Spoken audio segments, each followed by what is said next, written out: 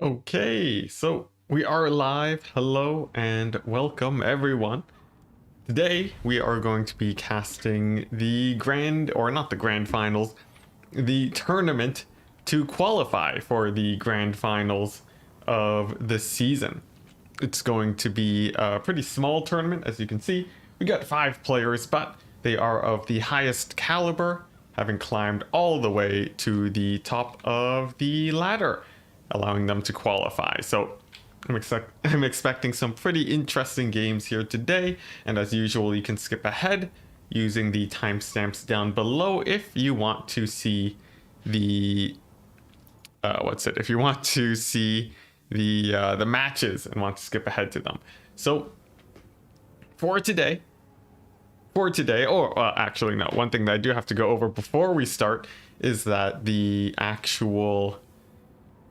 tournament itself, the grand finals, is actually going to be it's a new thing that I haven't really done a lot of announcing for, but it will have about a $150 prize pool that the players will be fighting for. So it should be quite interesting and give some pretty good incentive to qualify. So we'll see who the winner for this tournament is today, and we should get a pretty good feel for...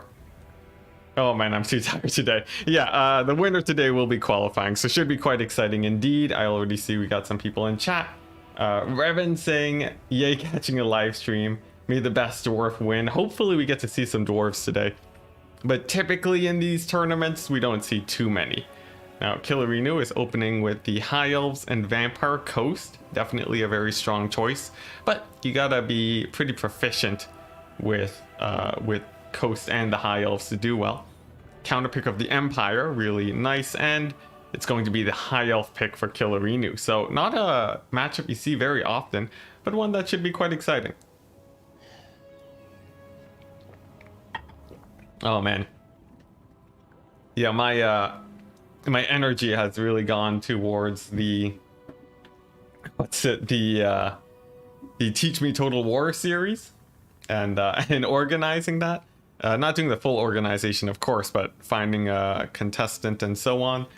It's been a lot, so I'm expecting a little bit more of a low energy stream today, but I expect things should pick up quite a bit once the games actually get going. Also, I'd like to mention special thanks to LoremasterOfSotek, who is supporting the tournaments as of late, along with patrons, of course. And if you want to check out his podcast, Lorebeards, you can find all the links in the description. So something to check out while we wait for these games. And Killerino saying that the stream is not live right now, which is strange as I am talking directly to you guys. So hopefully things catch up and we can go ahead and get started. All right, so in the meantime, what has happened over the last week? Over Ogre Kingdoms, right? Have we been able to talk about Ogre Kingdoms on stream? I am so excited to try out some Leadbelcher armies in Warhammer 3, as they have been confirmed, I believe. I think there was like an upgrade or something for them. So most definitely they'll be in game 3, and you guys know how much I like my ranged builds. So quite exciting indeed. I don't know if you guys are more excited about Slaanesh and Nurgle though. Unfortunately, it seems like they are coming in pretty late on CA's sort of advertisement schedule, but hopefully we get to see them soon. As for this matchup, generally I think it is slightly Empire favored due to the relatively low HP of the High Elves. They have slightly better melee prowess. Maybe stronger cavalry too, probably, if they really want to commit to it. But overall, Empire, with their cheaper infantry to hold the line, I think they have a pretty good chance. You think they will release them before game 3, like Slaanesh and Nurgle? I would say, wait, release them before game 3. Oh, the Ogre Kingdoms? I don't know. I feel like that'd be pretty hard to implement, but I'd be happy to be surprised. It's just that, given that there was the delay, probably not if I had to hazard a guess. Of course, I don't have any insider information on CA, as I am not an official full-on partner. So there's nothing to read into my words, unfortunately. Dwarven skulls make good footstools. Do they? Do they? Are they high enough? I feel like maybe if you're a goblin or something, then it would fit.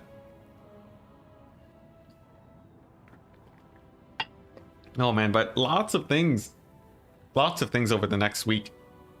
The Teach Me Total War series should be just a wealth of content for just overall, I think. Being able to teach a new player and see how they improve over time should be quite exciting. And I really want to see how far I can push a player in 5 days. For now, though, the builds continue. Overall, this is a matchup that I don't see very, very often, but here's one of the main issues. High Elves don't have a lot of armor piercing, and you need armor piercing to win the cavalry fight. Of course, they could use a Mage of Metal to debuff the Empire cavalry, but it's already an initial step back on the High Elf side. Like I said, their archers won't be doing very much damage, but their infantry will be slightly more elite. Something like Rangers should cut through the Empire front line quite quickly. So I expect that to be probably a pretty good option here to try and overwhelm the Empire front line. Of course, there could be some strange high elf builds, possibly some mass single entities to push through, or it could be well, I guess single entities. It could be a bit of ranged action, maybe a full infantry rush with chariots can be surprisingly effective. But honestly, just overall, I think the High Elves will have a very hard time versus the cavalry. But it looks like Killerino is back. Does he have a build ready? We will know in just a second, I guess. If you have any predictions, though, I'd be happy to hear.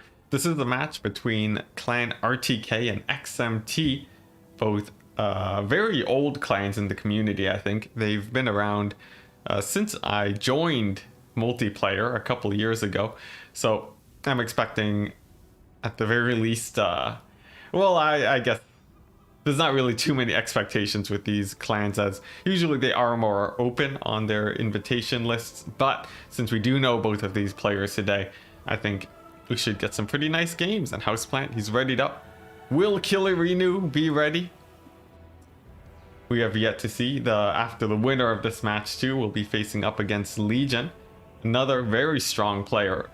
Big fan of the Tomb Kings, actually. So I'd be very excited to see that. And here we go. Both players are loading into the game now. We'll get to go over the builds for the Empire side. We got some pretty fun options here that I'm excited to go over for sure. Although my excitement levels may seem low, they are more than what meets the eye. It's just that I guess I'm frazzled. But here we go, loading on into the game. We do have the Empire being controlled by Houseplant up against Killerino. What army are we going to see today? It's going to be a quad cavalry build, Empire Knights and Demogryph Knights. Pretty rare unit of cavalry that you don't see very often, but definitely one that shows up more in this matchup specifically. We have the silver bullets and a whole ton of infantry, lots of swordsmen and spearmen to hold the line so that these range units can get more damage. And speaking of range units, we have the Sunmaker, the Hellstorm. It's going to be a very high DPS AoE archer killer here, coming in for the Empire. Really good at taking out high elf infantry, as they generally have low HP. And for the hero, we have Marcus, presumably with his net, and only his net, with an Amber Wizard coming with the Manticore summon. Now, there is no secondary spell, so a little bit of Winds of Magic will be wasted, but saving on the funds can usually get you that value back quite quickly. Now for the High Elves, it seems like it is going to be a pretty cheap infantry line There is two units of Silverin and a unit of Rangers with some archers in the back. But look at that, we have the Sisters of Avalorn, a very elite archer unit here. This is going to be a nice armor piercing option against the cavalry for the High Elves, but they're going to have to work pretty hard to not get made by the sun. So that's going to be quite scary indeed, but there is an Eagle Claw Bolt Thrower, which will try to snipe it out. If you take a look at the range, it's a little bit out of range, which could pose a problem. And as for the hero squad, we have a Noble and an Archmage of Life. Pretty slim kitted here. Just the bare bones to save money for a wider army.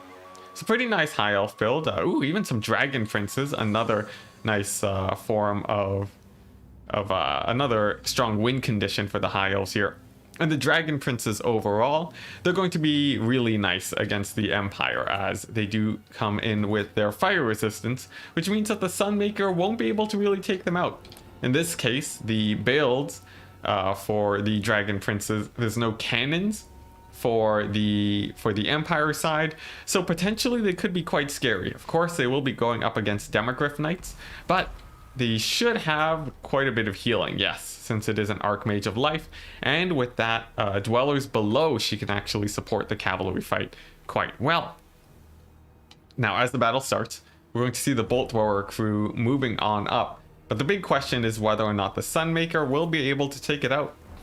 Some cheering in chat for Killer Renu already. We'll see if he needs your support, as the Sunmaker fires its first few volleys, and immediately you can see how strong it is against infantry, taking down the Eagle Claw Bolt Throwers to half HP, already on the verge of routing just from the first volley. A pretty bad sign for the High Elves right off the bat.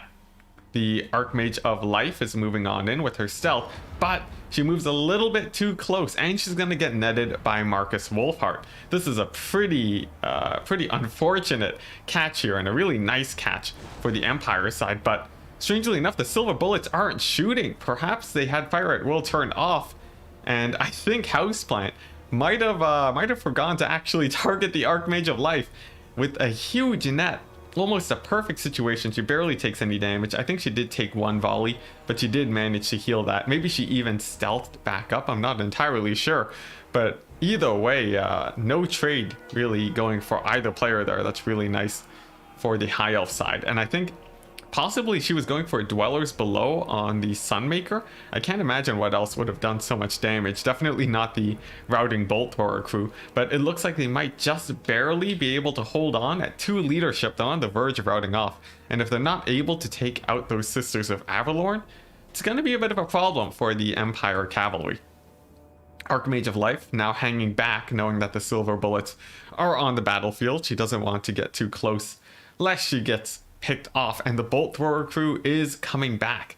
This puts the Sunmaker in a rough position. It has 2 targets that it could go for, the Sisters of Avalorn or the Bolt Thrower crew.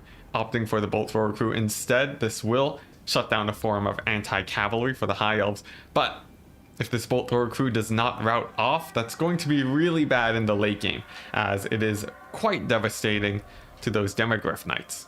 Another volley hits, but it's not getting as much damage as you would expect. The crew have been whittled down so hard that the Sunmaker is now starting to miss quite a bit.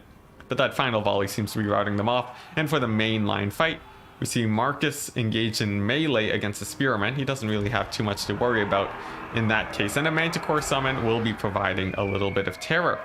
As for the Archmage of Life, she's going to be flying over to the right flank, looking to support these Dragon Princes, most likely, who have gone engaged with the cavalry.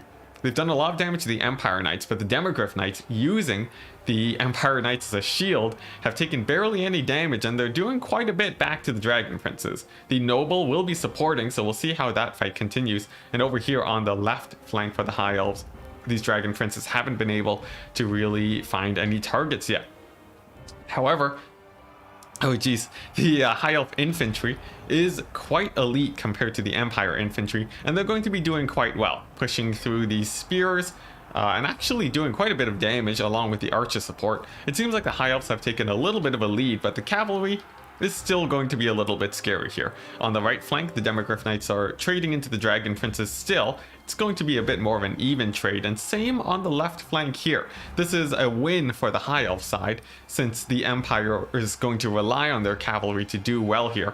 And with their cavalry gone, the High Elf infantry will likely be able to clean everything up. But it's still a little bit of a scary situation. The Archmage of Life is getting continuously sniped down by Marcus, but if you look at the Sisters of Averlorn, they are more or less completely uncontested at this point. The biggest threat to them currently, probably these Empire Knights, and we'll see if they're able to jump in on top of them. They are able to shut down the Demogryph Knights on the left flank though, and it seems like these Dragon Princes might stay. No, they rout, but the Demogryph Knights might rout too from the damage of coming in on the Sisters of Averlorn. So a pretty even trade. The High Elves seem to have mitigated the damage from the cavalry, and now they really just have to worry about the frontline fight and the remaining cavalry forces. There is one unit of very high HP Empire Knights, and this could pose a pretty big threat for the High Elves. They slammed directly into the Sisters of Averlorn, and a bit of a disaster. A couple of the Demogryph Knights managed to charge onto the Sisters, thus boosting their leadership and actually contributing quite a bit to the damage here. A big surround on the Archmage of Life too, and what seemed like a pretty good situation for the High Elves suddenly going quite badly as the Sisters of Averlorn get engaged. Marcus too, still at very high HP, constantly shooting at the Archmage of Life. She's quite pinned down, so even that arcing shot looks like it very nearly clipped her there. And as for the High Elves, they really only have this one line of Sisters of Averlorn and maybe a couple very battered Dragon Princes left. But these Demogryph Knights at 11 models and decent HP land a pretty nice charge here. They won't be able to win against the Noble, but they will be able to clear out the rest of the High Elf cavalry. Their infantry too is now starting to suffer, as they haven't really had any support. And with the Empire Knight sort of bouncing around, it seems like it's tipped the favor on the side of the Empire. And now another Manticore summon dropping right on top of these spears too. It looks like they're going to be routing off in terror, which will be quite rough. The Amber Wizard does go down, but he doesn't have any more spells to cast, so that doesn't actually really matter much for the Empire side. And the Amber Wizard, he's mostly there just to act as a little bit of extra damage. Now the Noble will be still quite scary. The Manticore summon could potentially go in on top of him though, and it seems like it might be deciding to dive in on him. I'm not sure yet. No, instead it's actually going to dive in on the Sisters of Averlorn. A very nice choice. This will make sure that more of their models actually go down. They've only lost a few of their models so far, despite being below half HP, but the Manticore will definitely pose quite a bit of a threat. As for the right flank, some more, there are a couple of Spearmen that have managed to win it out. But that is a single unit of High Elf infantry against quite a few units of Empire. Although with how the battle is shaping up, it seems like it could end in a pretty even trade, except for the rallying units on the Empire on the left-hand side. It's just a couple of Empire Knights, but the Archmage of Life has managed to chase off a couple Demogryphs. So definitely quite scary. As for Marcus, he's trying to play keep away from the Noble. If the Noble does manage to get on top of him, that would be devastating for the Empire, but overall, I don't think the Empire is too worried here. They do still have the infantry advantage in the form of rallying units, and Marcus is still relatively safe. He has the halberds and the spears on both of his flanks, so overall, there shouldn't be too much that can really dive in on top of him.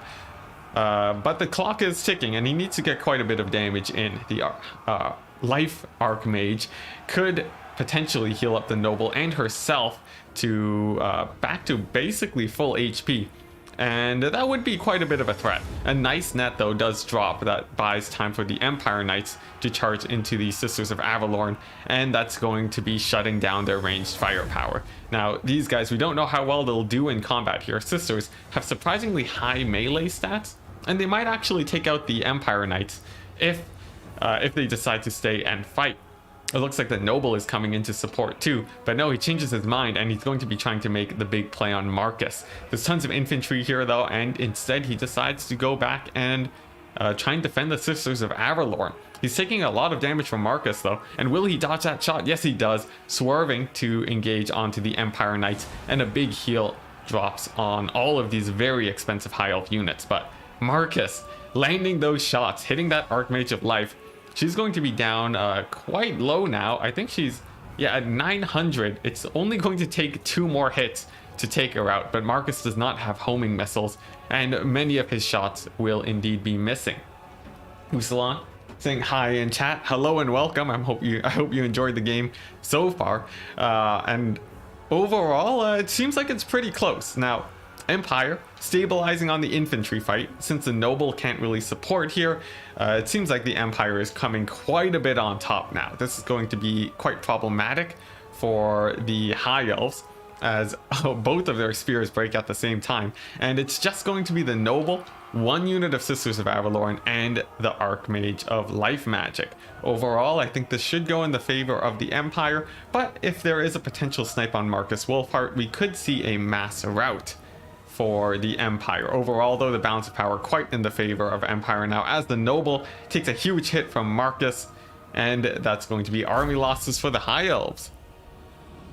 Pretty fun game today, quite enjoyable. I think overall the High Elves had a really nice cavalry engagement, shutting down all of most of the Empire Knights, but the fact that the 1 unit of Empire cavalry managed to survive and then shut down the Sisters of Avalorn, that was the biggest problem there, really. For the infantry, it looks like they all did pretty well, and the archers actually traded out quite well too, but in the end, the Sunmaker did whittle down the High Elf infantry quite a bit on the approach, and it took out the Eagle Claw Bolt Thrower, getting 0 value. Devastating for the High Elves. You definitely want some sort of spell casting to shut down this very scary artillery from the Empire. And look at that, Marcus with 2,000 gold value. Definitely quite a scary foe indeed. So that's Houseplant with game number 1. Will he be able to take the 2-0? 100 kills on the Halberds? That's pretty crazy. Presumably they were chasing off routing units or hitting a unit that got softened up by the Sunmaker, I would expect, as Halberds usually are not that elite.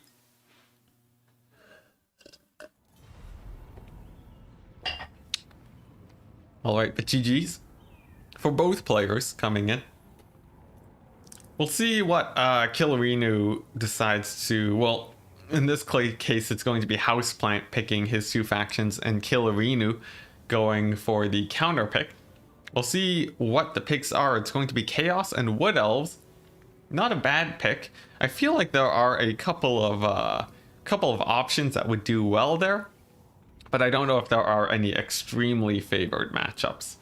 Wood Elves generally a really nice pick overall. Only a few bad matchups, and you know, especially matchups like Betonia, which is why I feel like Chaos would probably be quite good here. But for the counter pick, we'll have to see what Killerinu goes for. Potentially he could go for another elf faction, maybe Wood Elves, to try and get the mirror, or against Chaos. Some players are comfortable there. But for the Dark Elves, probably a pretty bad choice, as they are quite unfavorable into Wood Elves.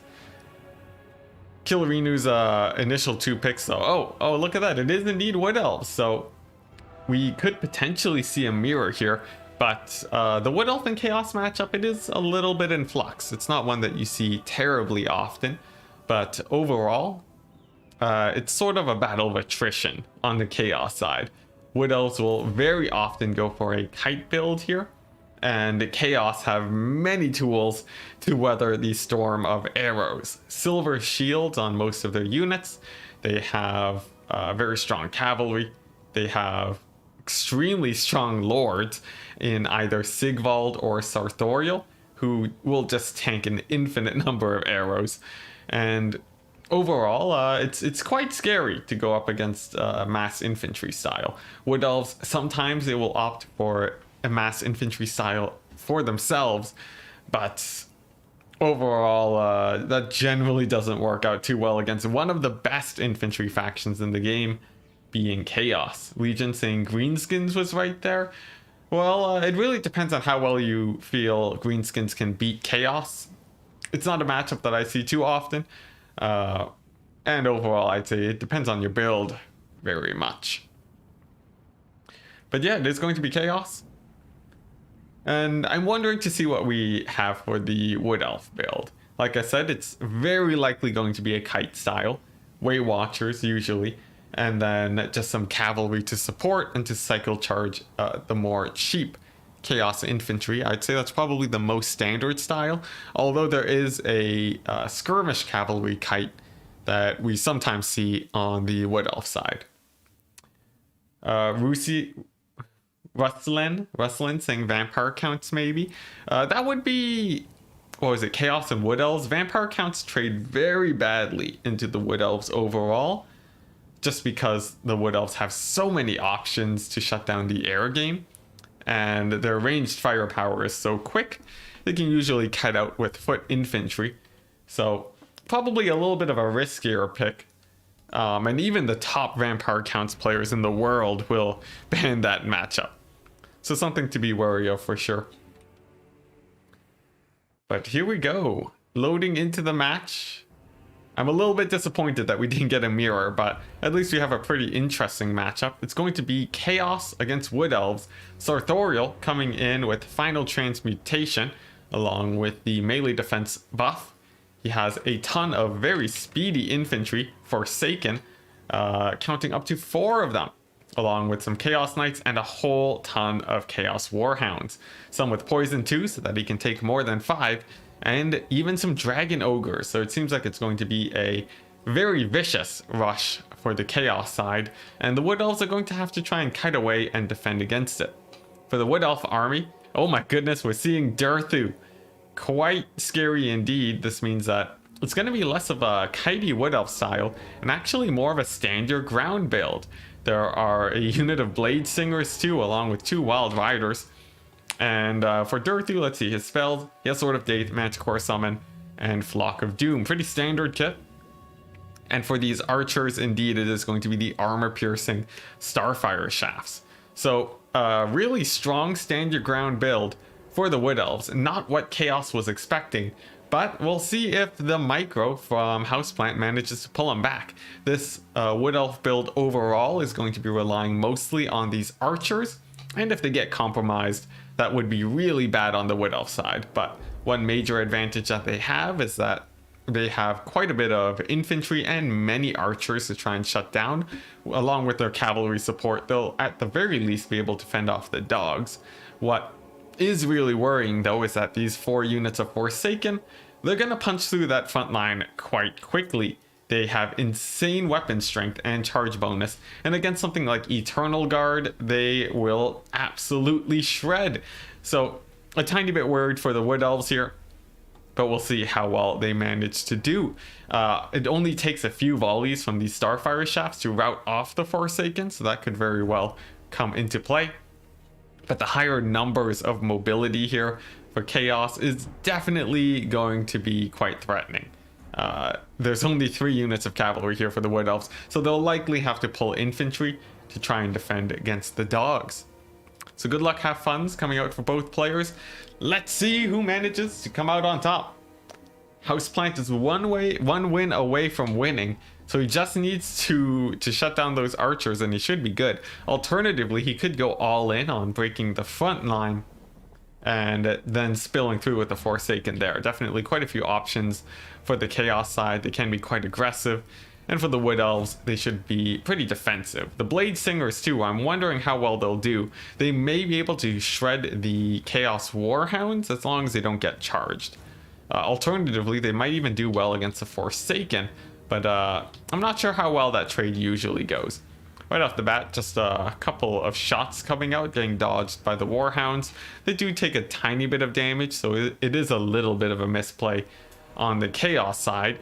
Overall, though, they seem not too perturbed. Just a tiny bit of damage.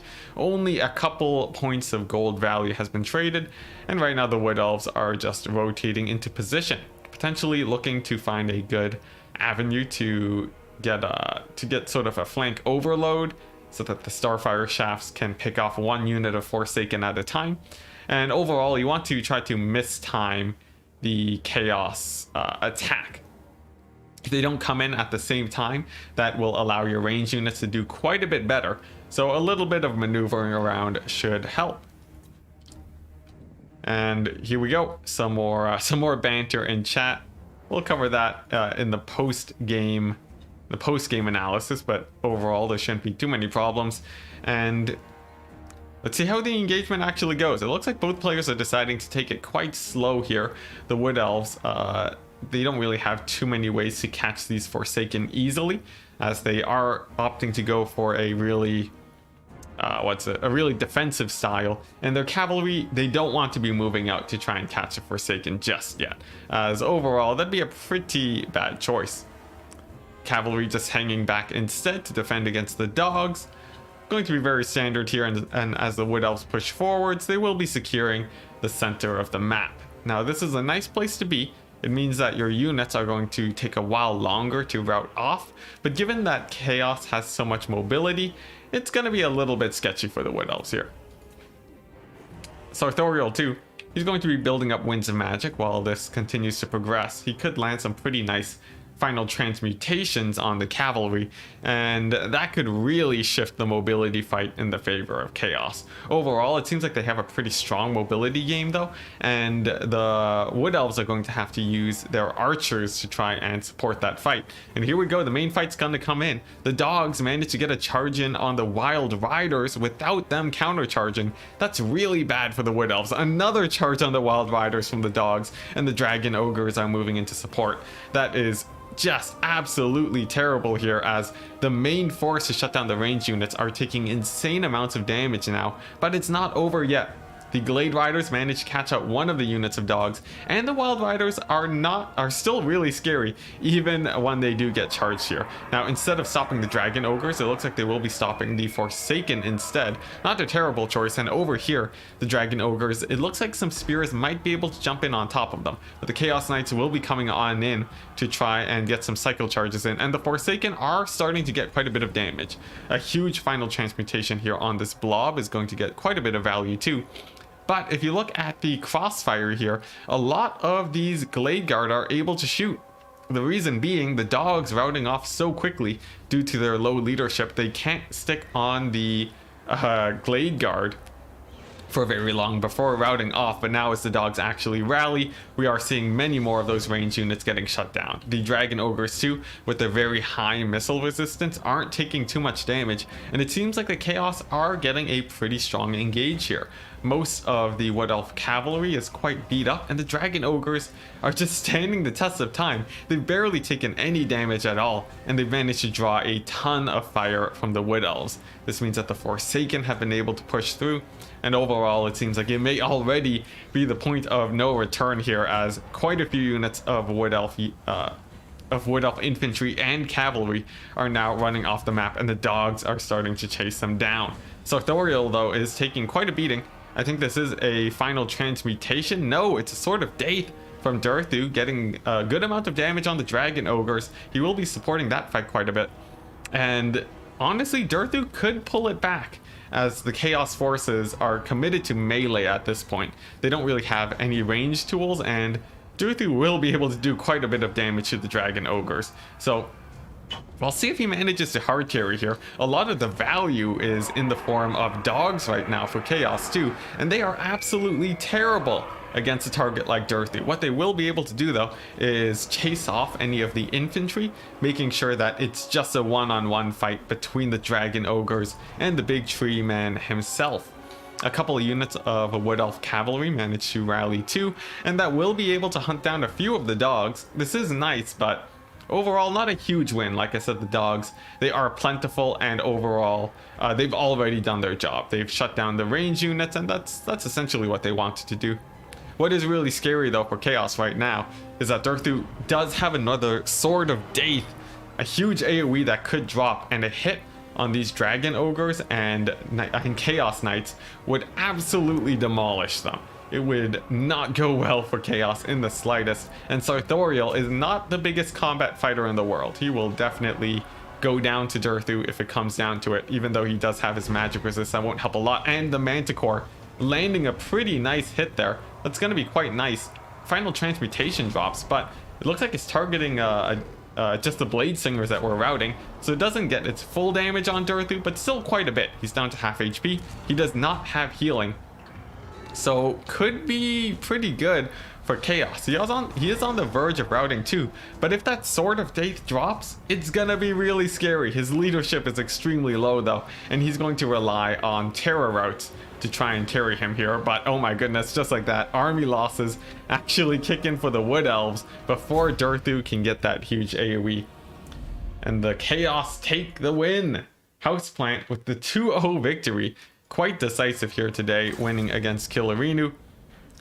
Although the Blade Singers actually did surprisingly well overall. I think the biggest misplay here, probably the Cavalry not able to get those charges off. They weren't able to shut down the Dragon Ogres at all, and that let the Chaos really collapse in on the back line. Although it would have been a tough thing to do anyways, as Chaos did come in with a really nice build, lots of mobility.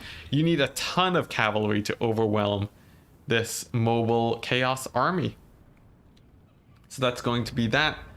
Houseplant is moving up on the bracket, and now he's going to be facing off against Legion. GG. You can invite Legion. Alright, so Legion's going to be playing now. If you don't know him, he is a caster, I believe, on Twitch. You can find him on Discord too. So something to think about. Just sending the password to Legion so that he can join the lobby. And then we can get underway. Let's go ahead and change up the score. And we'll see if Houseplant manages to continue progressing up the tournament. He's done quite well so far. There we go, Legion.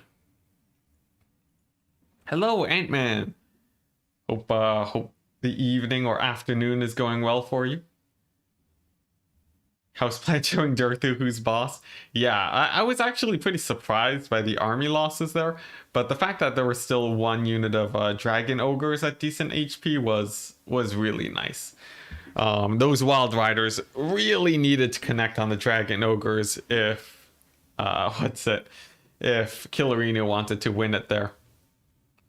Still though, I really wonder how big a Sword of Death would have been in that situation. Alright, but Legion coming in quick with the Dark Elf Tomb Kings pick. Two very uncommon factions here.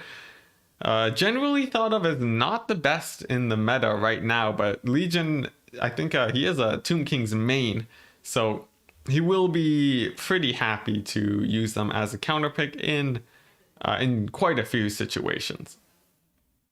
And I would expect them to probably take that. As for Houseplant, I'm wondering what he'll decide to go for here. There definitely are quite a few good options, I would imagine. Let's see, possibly, well, let's see, Tomb Kings are good against many. I guess they do beat all the elves. I'm not sure. You know, maybe Legion is onto something here with the Tomb Kings.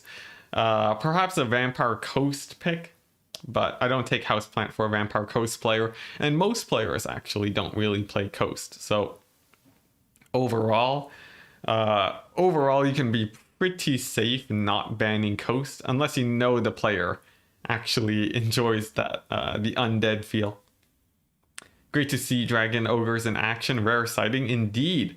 They are a really rare unit actually, so it's nice to see them every once in a while, and actually doing quite well too, not just a meme. It seems like that was a very well calculated decision there. It's sad that the recent video, in the recent video I put up, it confirmed monstrous infantry was used for their mass instead of being super strong shock troopers. Yeah, it is a little bit unfortunate. Like I said, there are a couple units of monstrous infantry that do well in the sort of as a shock damage unit, as your win condition, but they are far and few between. You know, your Minotaurs, your Skin Wolves, that sort of more mobile element. Sometimes your Dragon Ogres too. those are your more shock damage, sort of cavalry-like monstrous infantry, sort of the same idea as Demogryph Knights. But yeah, it's overall you're usually just using them for their mass, unfortunately. But sometimes it can be quite good though, especially when we talk about stone trolls. Now it is going to be Bretonia against Dark Elves. Okay, now that's an interesting choice. I would have expected the Tomb King's pick against Bretonia. I feel like they have a pretty good matchup there, but instead opting for a pretty rough matchup. Dark Elves against Bretonia. Usually this does not go very well for the Dark Elves. Stone Trolls, are they good for shock damage? They're sort of a nice sustained high damage unit. If you think of Stone Trolls sort of like chosen halberds. Very elite, very high damage, but they still specialize in that one job. They want to be protecting units with their mass. It's just that they're really, really good at it, and quite good in melee too. So definitely quite a good option. How large are the armies, asks Robert. It's going to be large funds, so that's 12,000 gold for both players under the fruit rules, which is should be on the challenge page on my Discord. Whew, all right, but let's talk about the meta here. The Wood Elves, or not the Wood Elves, the Dark Elves, they have to worry about Bretonian cavalry. Bretonian cavalry outclasses any mobility that the Dark Elves can bring, plus the usual hero squad for Bretonia or Lewin. Both options are really good against the single entities of the Dark Elves, and this sometimes will lead them to go for boxes. The problem with a box build though is that one, it will get shut down by trebuchets, and that's basically the only thing that really matters here. Trebuchets will absolutely annihilate a Dark Elf box, and it will force them to move forwards, to break formation, and that opens up space for the cavalry to move on in. What happened to Bale Fiends like Fimir? Was a change to all monstrous infantry. Well, Fimir also sort of fill the same job. Like I said, they're there for their anti-large and a bit of mass. But if you just take mass Fimir, they don't really get more value than you put in, unless your opponent's army is all large units. So although they're definitely strong, it's not like a huge value play taking monstrous units unless you're able to cycle charge. And I guess for Bale Fiends, that's the spellcaster. They're sort of different. The monstrous infantry video was the multi-entity sort of idea. For the single entities, they sort of have their own dynamics. So I wouldn't really use them for mass. Whew, all right. Now it looks like Legion is ready. Houseplant also ready. They're going to be facing up on against each other in a pretty rough matchup. I'm really wondering how well the Dark Elves will do here. But overall, I'd put my money on the Bretonians. Green Knight or too much magic damage here. In this case, it's a bit too much magic damage. The Dark Elves generally have it by default, bringing in a spellcaster or a fire magic, or the Soul Sealers from Morathi. It's pretty easy for them to field magic damage, even accidentally too. They'll take it against the elite Bretonian Knights also, so generally a pretty rough pick. And instead we are seeing the much more meta selection here. It's going to be Fey Enchantress and Double Paladin. For the cavalry, definitely extremely meta. Questing Knights, one of the most cost-efficient cavalry in the game. We have Pegasus Knights in the air to countercharge any... Actually, it's a little bit of a strange pick, as these guys are really vulnerable to things like Scourge Runner Chariots, who are quite common in the matchup, but potentially something to really secure the cavalry fight, or to defeat some specialized Dark Elf builds perhaps, but definitely quite the most off-meta pick here out of everything. Peasant Mob frontline and a second line of Peasant Bowmen. Now the Bowman is going to be extremely thin, only 500 gold being spent on the front line of the Bretonians today. But this is generally pretty fine in this matchup. The Dark Elves don't have a lot of speedy infantry here usually, because the cavalry is so effective at shutting them down, you just don't have to worry about your back line getting collapsed in on. As for Legion, it's pretty standard, at least on his mobility front. Tons of Scourge Runner Chariots, a really nice option against cavalry. We have a Sorceress of Fire to fireball down any trebuchets, along with a Burning Head too, and a High Beastmaster on a chariot. Now this one's an interesting pick. He has a Tormentor Sword, and that's specifically to pin down cavalry, so that the spears and the halberds can actually jump on top of them. Couple Witch Elves too for the Rampage. This build is entirely designed to shut down Bretonnian cycle charging. A Hydra too, which is a little bit more strange. I'm not sure how common this is exactly, but definitely quite a scary force indeed, and also another thing to ward off cavalry. So yeah, should be quite interesting indeed. Yeah, no trebuchets against the box, but I don't think it's a loss on Bretonnia by any means. Usually a lot of players will opt for a ton more archers instead of trebuchets because of said fireball spam. You don't want the fireballs to just be constantly picking off your trebuchet models. It's generally really bad for Bretonnia if that happens. So instead what they can go for is just mass archers and then use them to pick off the units of infantry.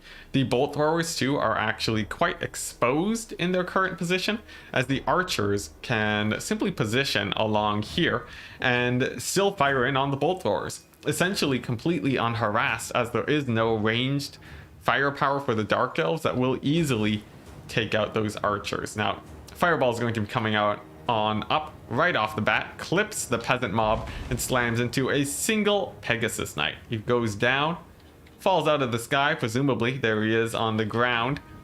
Gonna be a very minor pick for the Dark Elves. If you take a look at the value, it's only 61 for 5 Winds of Magic. Not the most efficient thing in the world, but this game could be quite short, so spending that Winds of Magic could be a lot more important. What is the huge value play though is definitely Burning Heads on the Peasant Bowmen. If that does drop correctly, they will rout off just extremely quickly. So I would expect that to be quite scary indeed, but a near miss there on the Sorceress of Fire. She only takes 1 hit from the Paladins, but manages to escape. Tormentor Sword possibly coming on in from the Beastmaster, but it seems like Legion opting not to go for that. And instead the bolt throwers, they're going to be slowly whittling down the peasant bowmen. Now it's going to be a long task. They shouldn't be able to get that done too quickly. A missed fireball here is going to be quite painful too, and it looks like it's going to be a Dwellers Below right on top of all of these units here. Now, it's going to be clipping the Witch Elves and clipping the artillery. Going to be applying its dot effect to all of the units, but the Witch Elves managed to move out quite quickly. As for the artillery, strangely enough, the infantry units aren't tanking the damage. It's actually the artillery pieces, since the infantry is manned on it. And that means that overall, the effectiveness of this army wasn't really hurt too much, as the Dwellers mostly missing most of the units. If you want to catch multiple units, you usually need them to be quite blobbed up or engaged in melee, so that's pretty rough. A lot of the peasants routing off too, but that's not too much of a problem as long as these archers can continue shooting. What is a little bit rough though for Bretonnia though, is that they're not using the peasants to shoot the bolt throwers, and a Burning Head going to be dropping too in the back line. One of the peasants going down. That's 400 gold value as they get shattered off the battlefield, and that's really, really rough for the Bretonnian player here. The Pegasus Knights going for a big dive in here, but that's actually going to be quite rough for them. They rout off almost immediately, and overall it seems like these engagements just aren't too efficient here. As for the right flank, we got the Questing Knights. They haven't really been able to engage yet, and all of these minor downsides have been whittling down the Bretonnian forces quite a bit. Now, it is a small win to pick off the unit of the spears. The Pegasus Knights do manage to rally, and as long as there's no huge rampage, that's still going to be quite good for the Bretonnians. The archers are managing to get quite a few shots in too, but overall, it's getting a little bit scary. Paladins are going to move on in, landing 1 hit against the Sorceress. Will they get another? Possibly. No, it looks like they won't, and another Burning Head is going to drop. Will the peasants dodge it? It seems like no. Not caught in time, and they take a huge Burning Head. They may very well shatter off the battlefield too, but there are still 3 units of peasant archers. They will be a huge threat to the witch elves, but they haven't really been able to find the targets that they've been looking for. A chalice of potion going to be dropping though on the blackguard. This could be a potentially huge chalice of potions. We'll see how well it does as it slams on down, chunks a good few 100 points of damage, and looks like it might help rout off the witch elves. It's going to be really nice for Bretonia. The paladins moving in on the war hydra too. They in theory should be able to win that fight with their anti-large, and it seems like Bretonia, despite all the odds, are still managing to come back simply because the dark elves are going to be just having some pretty bad trades in the mid game. A lot of their the war hydra getting picked and their formations starting to buckle. This is a perfect time for these questing knights to move on in and to get some really devastating charges in here. One charge slamming onto the right side of the witch elves, another on the left side, and they're going to be routing off. The hydra looks like it's going to be routing off, but another burning head drops, and that's another peasant bowman down. That's really rough for the Bretonians. But if you look at the state of the battle, the balance of power quite handily in the favor of Bretonia, and this is why the matchup is so favored. Those questing knights are just extremely devastating. They have managed to rout off a ton of the units so far. The war hydra is down and the infantry is having a rough time finding anything to connect with. Still though, if it's going to end in a game between questing knights and some blackguard, the questing knights generally will have a little bit of a hard time. They will need to be at decent HP by the time we get into late game to actually do well. So going to be quite scary indeed. Another Dwellers drops too, but a little bit of a misplaced cast doesn't get that full damage on the blackguard, and they'll manage to come out of that alive. Enchantress chasing off the Hydra, so that will be off the battlefield, and a big questing knight charge on the blackguard. You can see that there was a charge on both sides here of the formation, so the questing knights do get their charge bonus. And that means that the blackguard, they're going to take a lot of damage there, despite them being anti-large. They don't rout off though, which is really nice for the Dark Elves. And as for the High Beastmaster, he shouldn't be too crazy here in the late game once he's out of ammunition. He will be able to pick off quite a few units of cavalry though, and that's going to be pretty, a small win for the Dark Elves for sure. The Bolt Thrower coming back online too. We'll be picking off another unit of cavalry. So Dark Elves definitely not out of the game yet, especially with one of the Paladins getting routed off.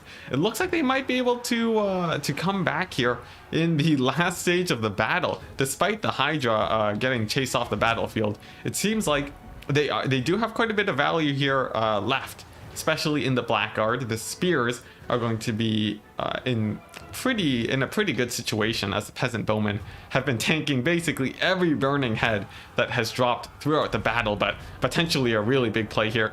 Enchantress and the Paladin get engaged on the High Beastmaster. He drops the Tormentor Sword though, and potentially could take out the Enchantress. She gets quite low. The Paladin can't move into support, but the net ends and the Enchantress will be able to disengage.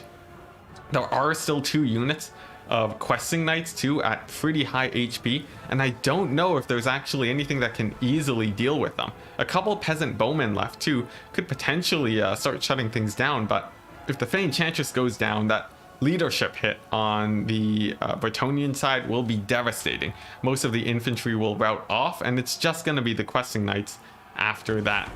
Chalice of Potion looks like it's going to be dropping too. Dead center on the Sorceress of Fire. How much damage will it do? Looks like basically none. If anything, it's going to hit the Paladin, which is pretty unfortunate. 2 Chalice of Potions, one of them hitting okay, but the other one definitely not doing too well. The High Beastmaster though, finally out of ammunition. He won't be able to pick off cavalry units too easily anymore, but he still does have the Tormentor Sword. Should be quite scary. The Scourge Runner Chariots looking like they might get picked off by the Paladin too. That's going to be really nice for Bretonia if he can land a hit. So far it seems like he wasn't able to, and actually getting caught up on the High Beastmaster a bit. Although he does manage to take off, strangely enough, despite their close proximity, and he will be able to land another pretty good charge. After the High Beastmaster goes down, it's going to come down to cycle charging the Blackguard, and so far it seems like the Knights are still in pretty good health, although we'll see how that changes over the course of the battle. Enchantress opting to heal these questing knights over here too, and Bretonia is starting to run out of infantry quite rapidly. In fact, they only have 1, 2 units of peasant bowmen left, trying to pull back the game. They're getting in good damage, actually whittling down one of the Blackguard units down to 29 models, but the trades only get worse from here. The Paladin, however, does manage to land right on top of the Beastmaster at slight risk to his own health, but potentially setting up a nice counter charge for the Questing Knights to come on in. A little bit of a slow charge, though, is going to be a loss for the Bretonians, and the Fey Enchantress taking a lot of damage here from the High Beastmaster. Those Tormentor swords really getting in a lot of value, and the Fey Enchantress routes off. Will she be able to get chased, though? We're not entirely sure yet. Her HP decently low, but she will be able to rally, and it seems like the Questing Knights managed to keep her safe. These ones, charging the backs of the Blackguard, managed to actually rout off such an elite unit of Dark Elf infantry. Shame on them for sure. But the Paladin is now taking a lot of damage. He's wavering despite having such good HP. At 7 leadership, it seems like he might just barely be able to keep it together. And actually, what a hero, just barely stays in the fight to rout off the Supreme Sorceress of Fire, finally avenging his the peasants in the battle this game. And as for the Fey Enchantress, she's sitting tight at 6 leadership, 3, 6. Will she rout off again? If she does, that is really bad for the Bretonians, as the late game winds of magic will really be necessary to keep these Questing Knights alive. The Paladin, too, trying to find a good engagement on the High Beastmaster, gets stopped by a unit of spears, and that's going to keep this Beastmaster quite safe. As for Bretonia, it's just 2 units of Questing Knights left, all quite battered, and there is still a unit of Blackguard. They have 44 models. They are extremely strong against all of the units here, and I don't know if there's enough units of cavalry to easily shut them down.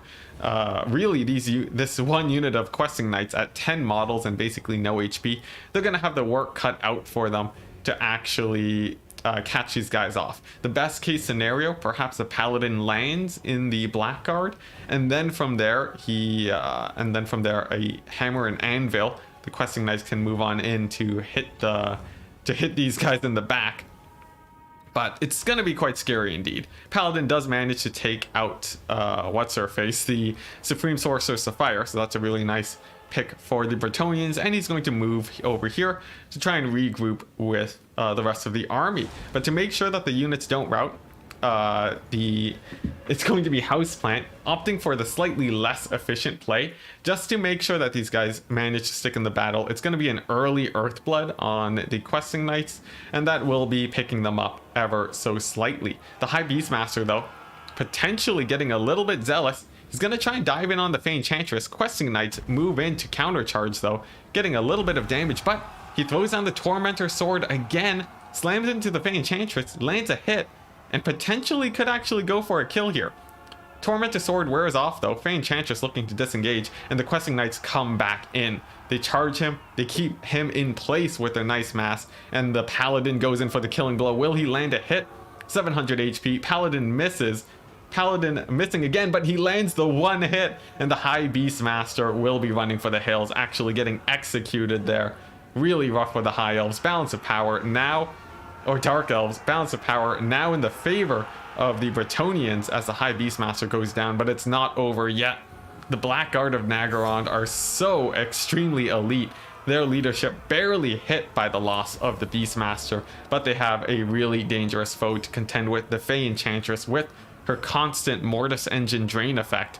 She is really well suited to take them out if she doesn't die. And if you look at her HP at 500 HP, it's not exactly easy to stay in combat against these very elite Dark Elf units. If she takes 10 hits, she's going to be dead. So she needs that cavalry support to actually deal with them. Overall, it seems like she's going to be sitting back, trying to regain her vigor a bit along with the Paladin, while the Knights move in to try and cycle charge. And it seems like, instead of chasing off the Spears, Bretonia going to opt for a finishing blow here. The leadership for these Dark Elf units is lower due to the loss of their Lord, and that routs off actually the Dread Spears. They run for the hills. There's no more support for the Blackguard, and I think they're going to be routing off too. They land about 4 hits on the Fey Enchantress, but her leadership stays high, and the Blackguard get finished off. army losses hits the Dark Elves. And that's going to be a win for Bretonia there. Brutal game. Overall, I think Bretonia had a few more misplays there, but sort of the nature of being able to pick a more favored matchup is that even if you do make a couple misplays, your units are going to be a lot more cost efficient. Take a look at this cavalry here. Almost all of them paid for themselves in full.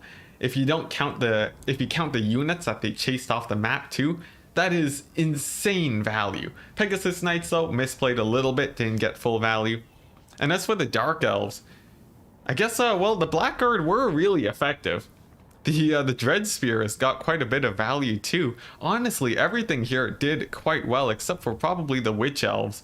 It was a huge scrap, and in the end it could have gone either way. But that healing really keeping up the Bretonians for sure, and that one remaining Paladin to kill off the Beastmaster really pulled it all together. So Houseplant coming in with a strong counter pick. He's going to be up one game now, one more to defeat the Dark Elves. Will Houseplant be able to get a 2-0 again? We'll have to see. Dread Spears, typical Dark Elves, letting the others die. Yeah, they gave up real early. They knew their lord, he wasn't watching. He was already down for the count, so they booked it. Saved their own butts. Oh my goodness, what a brutal match though. Extremely close on both sides, and lots of back and forth on the balance of power too. Lots of catches and misses for both sides. Quite exciting, and generally a pretty good showcase for the matchup, although I think most Dark Elf players go a bit more wide instead of the box, but you sort of need to know how to play both strategies if you're going to be playing a matchup like that. Still don't really know why the Dark Elves tried to win with the box formation. Well, honestly, it's not a terrible strategy, especially against low archer builds for Bretonia. And if you can land those burning heads, that will help a lot more. In that case, a lot of those burning heads were hitting, and the box managed to keep the bolt throwers alive to get a decent amount of value too. Although I feel like they really should have been hitting the cavalry instead of using their spread shot on the archers, since really that wasn't getting too much damage.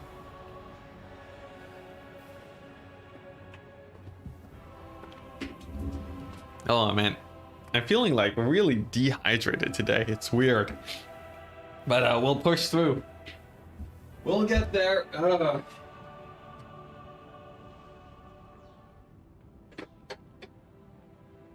Must be the weather. With winter sort of closing in here in Canada, it's starting to get dry. Now, for the armies we see today, it's going to be Beastmen against Empire. Beastmen, generally, pretty strong faction. I would expect them to do quite well here. But for Empire, it's not a terrible pick versus Beastmen. Overall, the update hasn't buffed them too much in this matchup, except Taurox is amazing against Volkmar, and the chariots will plow through the infantry extremely well. So probably that's the best way that Beastman could do well here.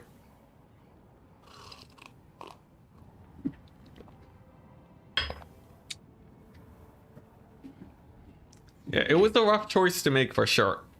Legion had to decide to either try and catch out a few more units, or sort of just sit tight and tank the arrows from the Bretonian archers.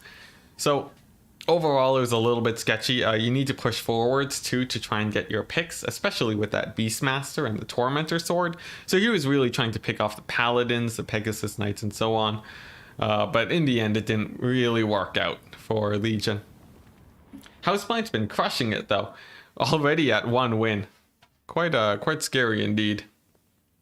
As for the other best of 3, it appears to still be going. Nameless Order and RTK's Bobman still duking it out, trying to finish off that match. I wonder if that'll be finishing soon. They shouldn't be waiting for me, since I want this tournament to be a little bit shorter today. All right. Oh man, it's getting a little bit hot here, guys. Just a little bit hot, but here we go. What we got? We got PMs. I don't see any personal messages. Was it? It's a message on Steam. It was not. Ah, okay, there we go. Let's see.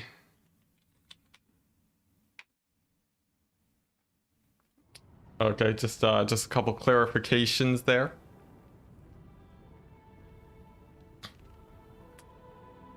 Alrighty. I think it's just build clarification, so I can't dig into it, unfortunately, lest we spoil Legion's build. All right. Oh my gosh, it's so hot. But looks like both players are ready. Going to be readying up. The map is extremely flat, which should be in the favor of the Empire here. Flat maps are much better for ranged heavy factions. So Empire, they're going to be quite happy using their firepower to shoot across the entire battlefield here. Especially the Beastmen, the new Beastmen units, their chariots are quite scary, but they do get countered by cannons if you're unable to dodge, although many players are able to. And at this high of a level, a lot of the damage from cannons should be negated. I don't want to look orange, so I'm going to turn on the lights. That should keep this area a little bit more even. And as the armies load in, we can see what the players have in store for us. For the Empire, we're going to see 2 Hellblaster volley guns. Something I saw while the builds were being made. These guys, extremely high damage, not crazy range, but overall quite scary. The biggest downside to them is that they are extremely expensive and very hard to defend. However, their strength against cavalry will definitely be quite scary indeed. There's going to be some flagellants too in the backline, Empire Knights and the Royal Altdorf Griffites. The reason people take this ROR is because of that terror. That's going to be really nice against the Beastmen, who rout oh so easily. As for the Lord, we see Marcus Wolfheart with a net only Amber Wizard with just a Manticore summon. Seems like a pretty common pick from Houseplant here. The second time he's decided to go for that kit. And as for the Beastmen, what are we seeing? We see some units of cavalry. Centaurs, great weapons to deal with the armored cavalry of the Empire. We got some throwing axes. That's basically it. Now, for the Lord option here, it's going to be Kazrak One-Eye. It's actually a lot better than you might expect. He is an extremely high damage Lord, but he takes a lot of damage himself, and it's quite easy to take out due to him being a chariot. There's a Wargore, though, with his buffs. I believe that's a melee defense buff. Indeed, +5 melee defense. Going to be more than 5% damage resist in melee, but overall nothing too crazy there. And over here on the left flank, the Beastmen are going for a bit of an overload. Going to be judging the correct location for the Empire here. And they should be able to advance. Goreherd in the back. They're going to be really nice against the softer infantry of the Empire. These spearmen won't hold for very long, but the flagellants, that's a different story. Flagellants are amazing against basically all infantry and will hold for an extremely long amount of time as long as that infantry is not armored. Now what I'm really wondering here is how well will the Hellblaster volley guns do?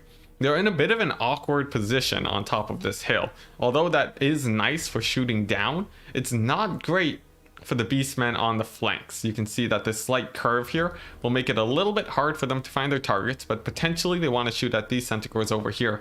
And right now, the Empire, they're going to have to consider how to position their infantry. These guys over here aren't really contributing too much. So definitely a bit of a reposition is needed, and we do see the Empire now moving. Now the Hellblaster volley guns get the first shot off. The Centaurs manage to dodge, but the Goreherd getting taken down 1/3 of their HP at the instant the battle starts. Very sad time for those guys that were just simply looking for a fight. The Hellblasters, really nice tool for taking out infantry. The unit of Ungor Spearmen getting shot up a little bit too, and the Chariots already down to half HP. That's gonna be really rough for the Beastmen right off the bat. And those Chariots are going to be trying to find a bit of a safer position. Back here, the Flagellant looking to tank the charge for the Empire Knights, and the Royal Altdorf Griffites. This is an empty position. The Beastmen opting to go in for the charge here, but the net drops onto the Centaur Great Weapons. The trap has been sprung, and the Flagellants are now moving in to engage. A missed charge here, though, on the left flank. These Empire Knights will get countercharged by the Centaurs. Going to be a little bit rough for the Empire. And a single unit of Ungor Spears will be slipping through. Now, will they be able to stay long enough to rout off the Hellblaster? Maybe. Their leadership regains, but the Manticore summon drops, and that could very well start routing off these units. Khazrak taking a huge amount of damage too, and the cavalry for the Empire look like they're coming out on top. The Ungors rout off, the Hellblasters are still online and operational, and it seems like they should be able to get quite a bit of damage. Khazrak taking a huge hit from the Manticore too.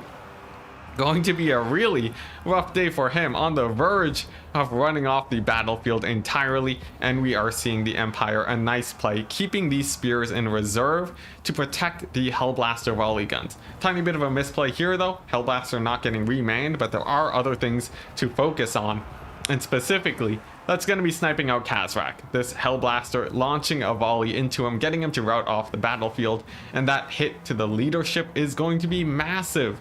These Demogryph Knights and the Manticore summons both providing terror, gonna rout off one of the Centaurs, and if Khazrak dies, everything here is going to be extremely susceptible to the terror routes.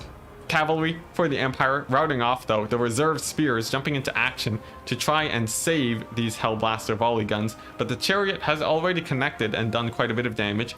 Marcus standing his ground against the axe throwers, taking a little bit more damage than he needs to, but overall not taking too much. And the Empire Knights are still doing good. That Manticore summon though, devastating. Oh my gosh, launching 2 attacks against the Wargore, one of them hitting, but nevertheless still managing to rout him off the battlefield right as the Manticore goes down. Definitely a very high value Manticore summon, and the Centaurs try to dive on in to rout off the Hellblaster volley guns, but will they even be able to do that? 5 leadership, 0. It seems like they will be routing in just a second, but it looks like okay, Curse of Anri are going to be dropping, but a little bit too little too late, as the Empire have taken a decisive advantage in this battle. The Bray Shaman of Beasts not really taking too much damage, but army losses is going to catch them, and Houseplant is going to take an easy 2-0 victory here in the second round. Nice play and really nice build from him. I think overall those Hellblasters were quite scary indeed. They really tipped the cavalry fight, and look at that. Oh my gosh, huge value on the Hellblasters, but even scarier than that, the Manticore summon, taking about 3,000 gold off the battlefield with 1 spell. Now, that is how Manticores work. They do cost 20 Winds of Magic, one of the most expensive spells in the game. But look at that, poor Khazrak at 150 value. Chariots, they're glass cannons, and yeah, it's gonna be pretty rough. It's gonna be pretty rough indeed. If your glass cannon gets a tiny bit cracked. Now, for the caster, he wasn't really able to get too much value either, as he was just there to debuff. But overall, just the Beastman having a really, really rough day. Nice Empire build. Quick value on Marcus, by the way. Doing quite well. Demogryphs also pretty spicy. Ice Power in chat too. Happy to have you here. I really wish we could have gotten you in the tournament today, but yeah, feel free to join the tournaments even if you've qualified for the finals, since it's always nice to see high-level players playing. Should have gone with Torox, perhaps. He doesn't have Vanguard though, which makes things a little bit scarier. Nice to see some seldom used artillery and having them win indeed. Yeah, you rarely see Hellblasters, really, really rarely. So honestly, I did not expect them to do as well as they did, but they managed to pull through, and now it's going to be the finals of this qualifier. It's going to be Houseplant against Bobman. For those of you who do not know about Bobman, he is a very scary force indeed. He's been rampaging through the ladder recently, and I expect him to do quite well here in the finals. screen block the next time. Houseplant saying to screen block. It's fine. Sure, if you want. Alright, Houseplant requesting some screen blockers. Usually the deployment doesn't matter too much. Legion was deploying on that side earlier, so there's no reason to suspect he was stream sniping. But overall, that doesn't matter too much. But upon the player's request, we will, unfortunately, have to hide a little bit more of the battle before it starts. Feel free to move position if you think there is stream sniping. There we go. In this case, the map was symmetrical, so it didn't matter too much, but hey, such is the way with tournaments. We got Legion in chat too. No need to really defend yourself, man. It is A-okay. It is A-okay. What's Ice Power saying? Beastie Boys. Alright. So, we got Bobman in the... We got Bobman here.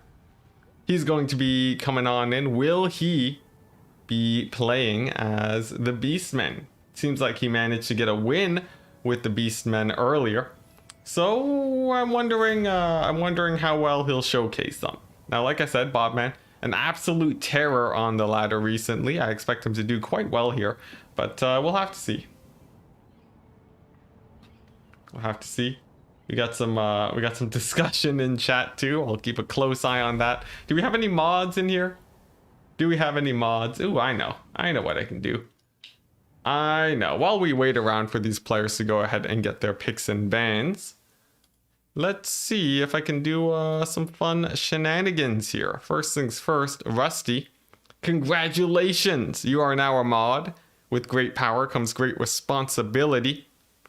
And in this case, you are the man with the power. As I've seen, you've always been nice in chat, and I'm happy to have you as a mod.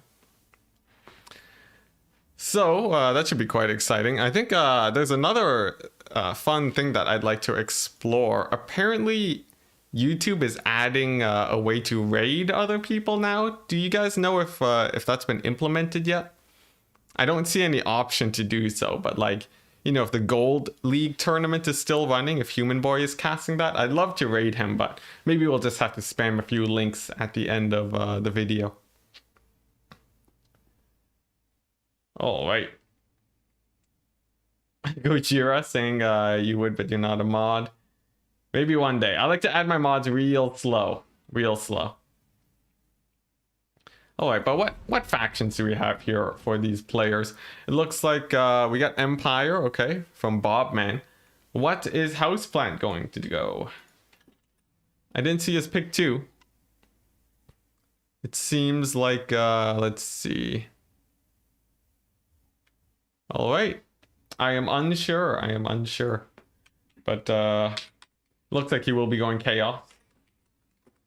RTK, Bob, Man. There we go. Both players at 0 and 0. Let's see how well they do. Now, Chaos against Empire. A matchup as old as time. Literally right when Warhammer came out, this matchup existed. It's going to be quite a fun one. Overall, Empire, they have a lot of kite options, and if Chaos overcommit to defeat a kite, Empire, of course, can stand their ground and do quite well. Alternatively, Chaos, well, Chaos could go for a very frontline heavy army, and this will quite easily run over an Empire more defensive build due to how elite the Chaos infantry is. And that's more or less how the dynamic plays out. Of course, with Empire, you'll sometimes see Franz, and he's generally a really good option against the very elite Chaos Lords. So I think he's probably the most common pick you see here. Marcus generally doesn't have too many targets to snipe out, so not exactly too much of a problem here.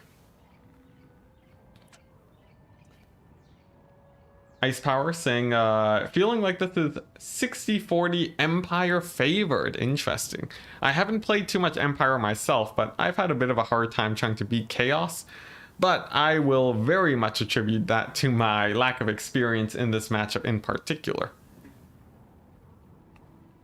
Not because any builds crush them, just more options generally. Interesting.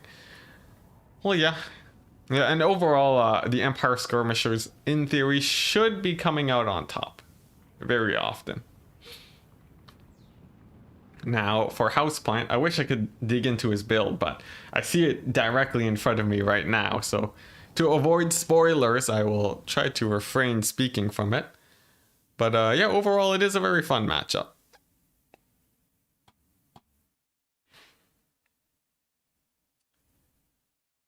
Let's see, War Wagons. Oh yeah. We did see War Wagons in the last tournament. That would be really exciting.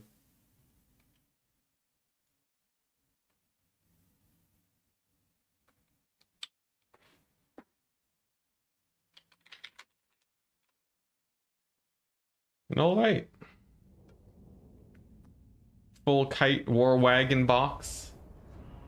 Now that would be something indeed. Honestly, I feel like the chances of War Wagons right now is a little bit low, but I've been proven wrong before. But look at that, we got no War Wagons, and here we go for the matchup.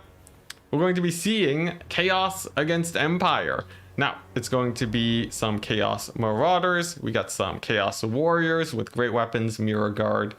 Pretty standard mix of units. No Forsaken, which is, I feel like those guys would be pretty good, but oftentimes you don't see them in this matchup. Not entirely sure why, so I won't speculate. There are Marauder Horsemen, two of which with throwing axes. We got Archaon, the Ever-Chosen, and a defensive position in the back with this Hell Cannon.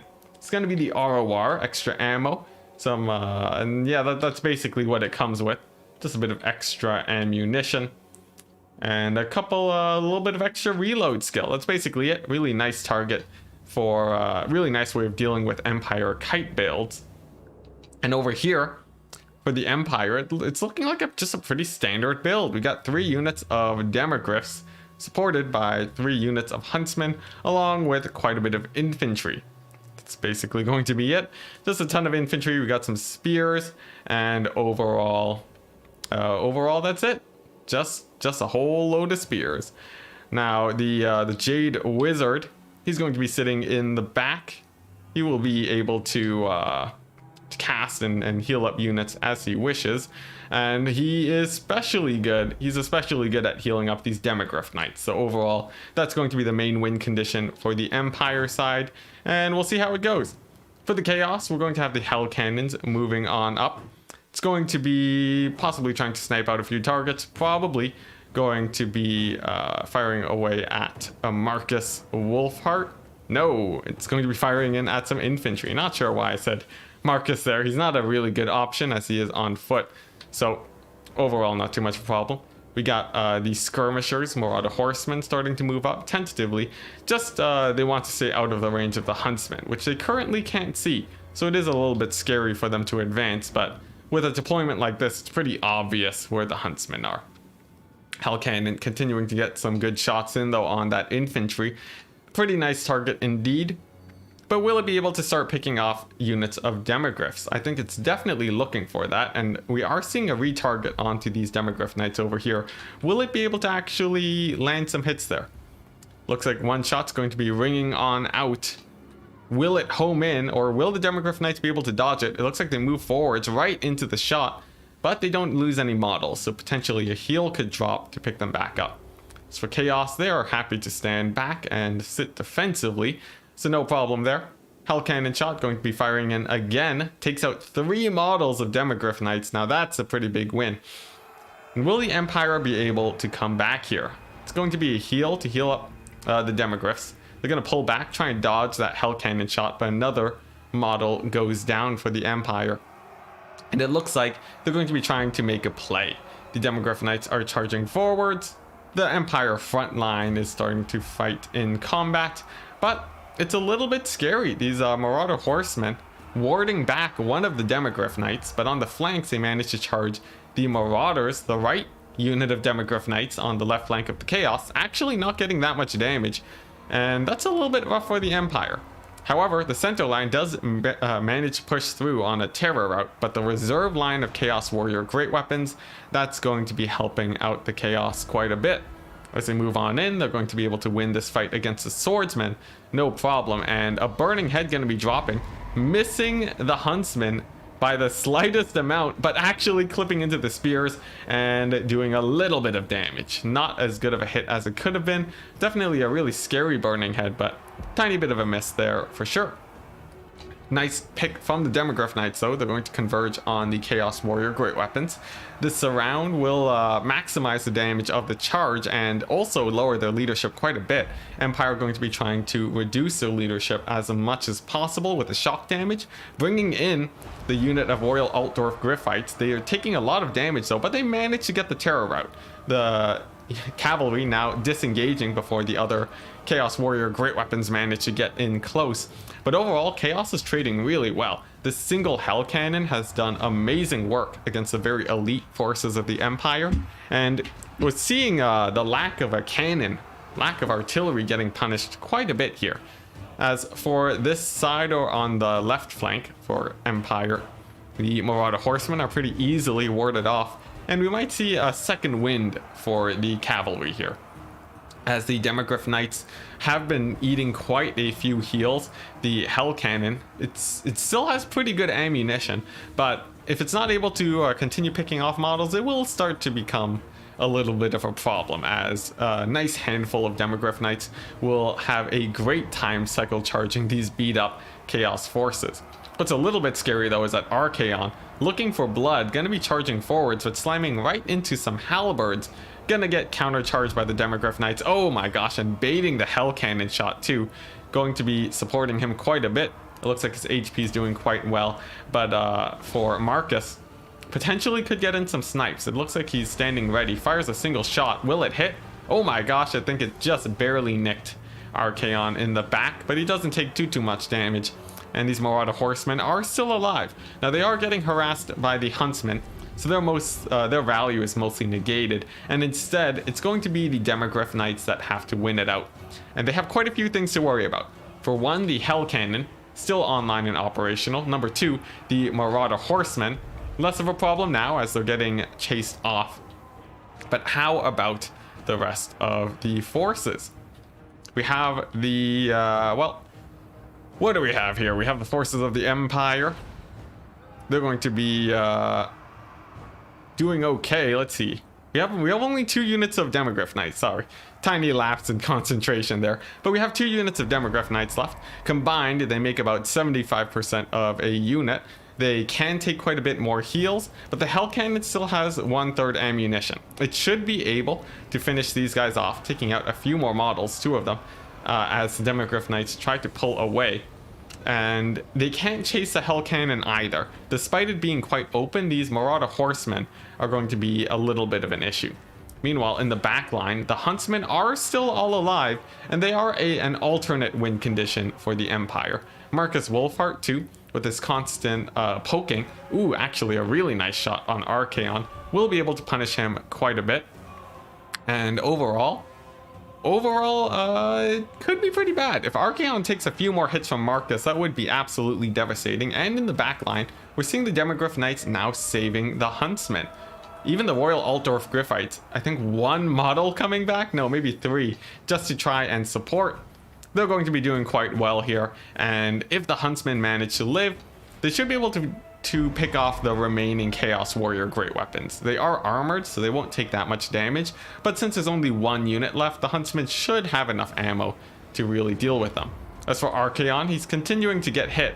He gets hit by the Hunter Snare too, and Marcus could actually go in and pick him off. For the Mirror Guard though, they are a little bit scarier. They do ward off the Demogryph Knights on the flank, which will be quite devastating indeed. But Archaon taking a lot of damage now, completely surrounded by 9 Demogryph Knights. Take a look at his HP at 1,200, still a decent amount, but 3 shots from Marcus should be able to finish him off, and that's going to be a little bit dicey. For this unit of Demogryph Knights too, they are on the verge of getting chased off here as the Marauder Horsemen are ready to harass them, and that seems like that's going to be the Cavalry Corps down for the Empire. So the spears, they're moving on to shut down the Hell Cannon, but it doesn't really matter. It's already gotten its value probably many times over at this point, and it's just going to be the Huntsmen left.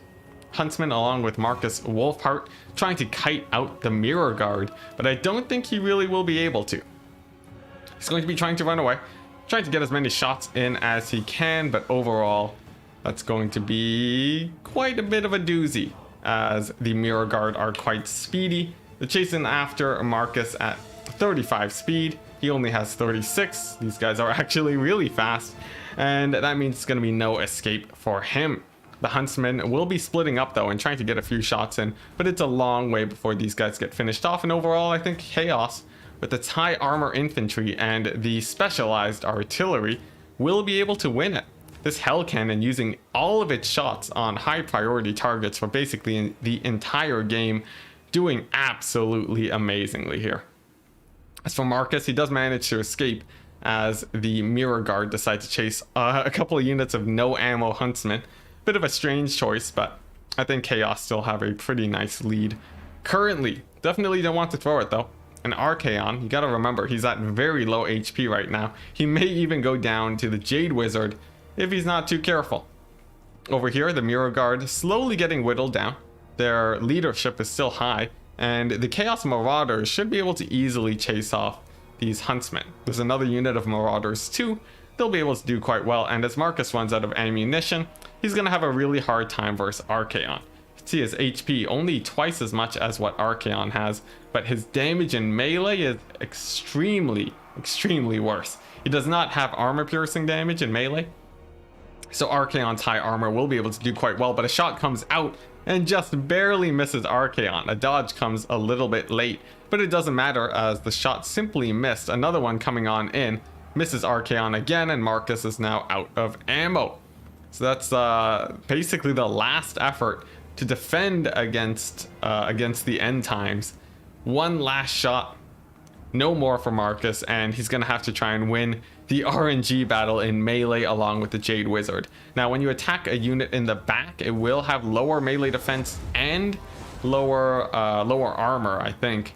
Maybe not lower armor, maybe just melee defense, but it's still going to be a pretty rough fight. Jade Wizard at full HP up against Archaon. Foe Seeker is popped, and does he even land a hit? I don't think he did, as Archaon manages to win out the battle. So that's going to be Bobman winning game number 1 extremely decisively. Quick check right here. Hell Cannon can do insane damage if you're not careful. Took out all of the Demogryph Knights. None of them really got enough damage to really win the game. And although the Huntsman managed to do well, shutting down the Horsemen, I definitely feel like, well, you know, potentially it was a risk worth taking. Oh, actually, no, it wasn't Bobman that won. It was Houseplant. Jeez, my bad. My bad, Houseplant. Never mind, you managed to take the win. And yeah, overall, the Demogryph Knights from Bobman, they had a pretty rough time. Potentially, it was a risk worth taking, not not bringing something like a cannon, since it's generally pretty expensive. But Bobman definitely paid the price for lacking that artillery piece, as the Hell Cannon just tore through everything. All right. And Houseplant saying he never thought he would be glad he forgot Archaon's item. I'm not sure which one he's talking about specifically. Maybe the anti-terror route one? I'm not sure. Ooh. Chad Jade Wizard charging at Archaon. He did lose pretty hard though. That was a one-sided fight on multiple levels. The difference between Empire Spearmen and High Elf Spearmen. Empire voice line. As long as we outnumber them, we will hold. High Elves have disciplined silence. What is this? The difference between Empire and High Elf Spearmen? I see. Do High Elf Spearmen... I feel like High Elf Spearmen have voice lines, though, that shout out. Maybe they're not as inspirational, and they're more just hurrahs. Oh boy, but yeah, Houseplant. The nice Chaos build. We'll see what the players decide to go for game number 2. This could very well go, just be a really decisive victory for Houseplant here, as he's been winning 2-0s throughout the entire tournament today. and potentially could come out with another one. Now the map is Estalian Tomb. The fun thing about this map is that it has extremely, and you can see it over here, it has really crazy vanguard positions that you can go for, and it makes defensive builds a lot more worried against vanguard armies. Specifically the beastmen and the wood elves can be quite terrifying here, and I feel like we might see a little bit of that.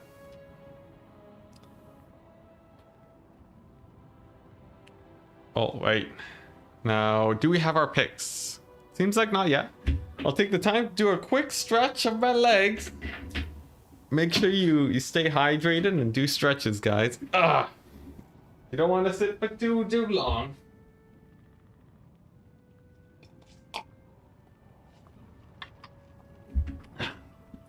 But I hope you are enjoying the tournament today. Overall, things are pretty fun. I've been enjoying it.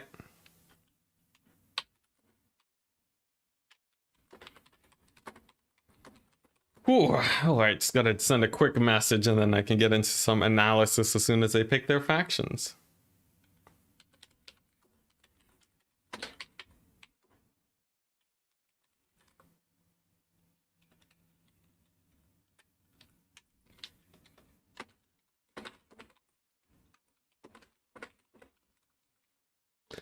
Alright. And it looks like it's going to be the High Elves and the Vampire accounts. Definitely should be a pretty strong choice. Usually the Elves and an Undead faction. That generally works out quite well.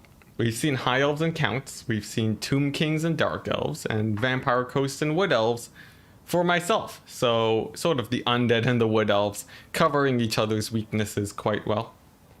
Ice Power, you're saying outside of Beastmen and Wood Elves, you're actually really enjoying the new meta. Overall, yeah, it seems pretty good. No glaringly powerful factions just yet.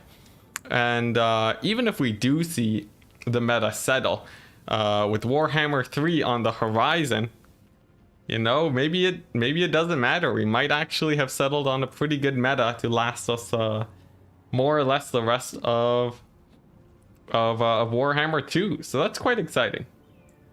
Although that is just me, I am oftentimes brutally optimistic about things. So I'm not the most reliable person when it comes to judging something as oh, what's the word? I completely forget. But as subjective as how good a meta is. But that's just me. Ant-Man saying, good question. Isn't it always good to have a piece of artillery? So, I've thought about it a bit, and I think overall you should, if you're playing even slightly defensively, it's a good idea to take one artillery piece, I would say, for most factions. Especially factions with cannons, as it can end up being a really nice answer in a lot of games. The only situations where you wouldn't take it is if you know you're going to be rushed, and then obviously you wouldn't want any artillery there. But well, Ice Power, you know, that's for you to judge. But yeah, for artillery, I would recommend one cannon for almost all builds for factions that can run a cannon. It will mean that your armies are a little bit weaker on other fronts, but you know, it's not too much of a, it's not too much of a sacrifice. There is there are some edge cases too where you can even manual fire your artillery into blobs and get quite a bit of value there too. For example, if you're playing as a dwarves and your lord gets surrounded, well, that's a perfect time to target fire your artillery into that. Almost campaign-esque style of play. But I wouldn't take more than one artillery piece, as at that point you become a lot more exposed to different play styles. But for me personally, if I'm playing as Vampire Coast and I'm rushing, I'd probably take one unit of cannons. Hey Zero, welcome. I hope everything's going well for you. Typing wave and actually waving. It's nice to have you on stream. Overall, it's been pretty good. It's been pretty good. I've quite enjoyed the game so far. We've seen Houseplant absolutely just rampage through everyone and potentially ready to take this finals game. When you're playing as a dwarf, since you don't have anything to micro anyway, well, it really depends on your idea of the dwarves. For some builds, you will have a lot more to micro. It's really strange, actually. For the dwarves, they're a very infantry-heavy faction. I wouldn't recommend taking a lot of heroes with them. And overall with the dwarves, you should be microing your infantry quite a bit to get them into position. Not only that, but you have to micro them into position early. Otherwise it's going to be pretty rough too. So it's still quite a bit of micro, but obviously not as much as a faction running, 8 units of cavalry. But for sure you're hindering yourself if you go AFK as the Dowie. John Kimball saying, I wish this game allowed you to bring an artillery buddy. Just a player dedicated to artillery. Well, technically you can. There are 2v2 modes that would allow that. But I guess not for campaign, really. Unless you really hunker down and set that up. All right. Who let this plant out of the house? We're unsure, but it continues to rampage across the country. Now, for Houseplant, we're going to see some Bretonia here against the Vampire Counts. Pretty fun matchup. Generally pretty even, although I think people say it's slightly Bretonia favored. We have a bunch of Peasant Archers, mix of Fire and Pox arrows.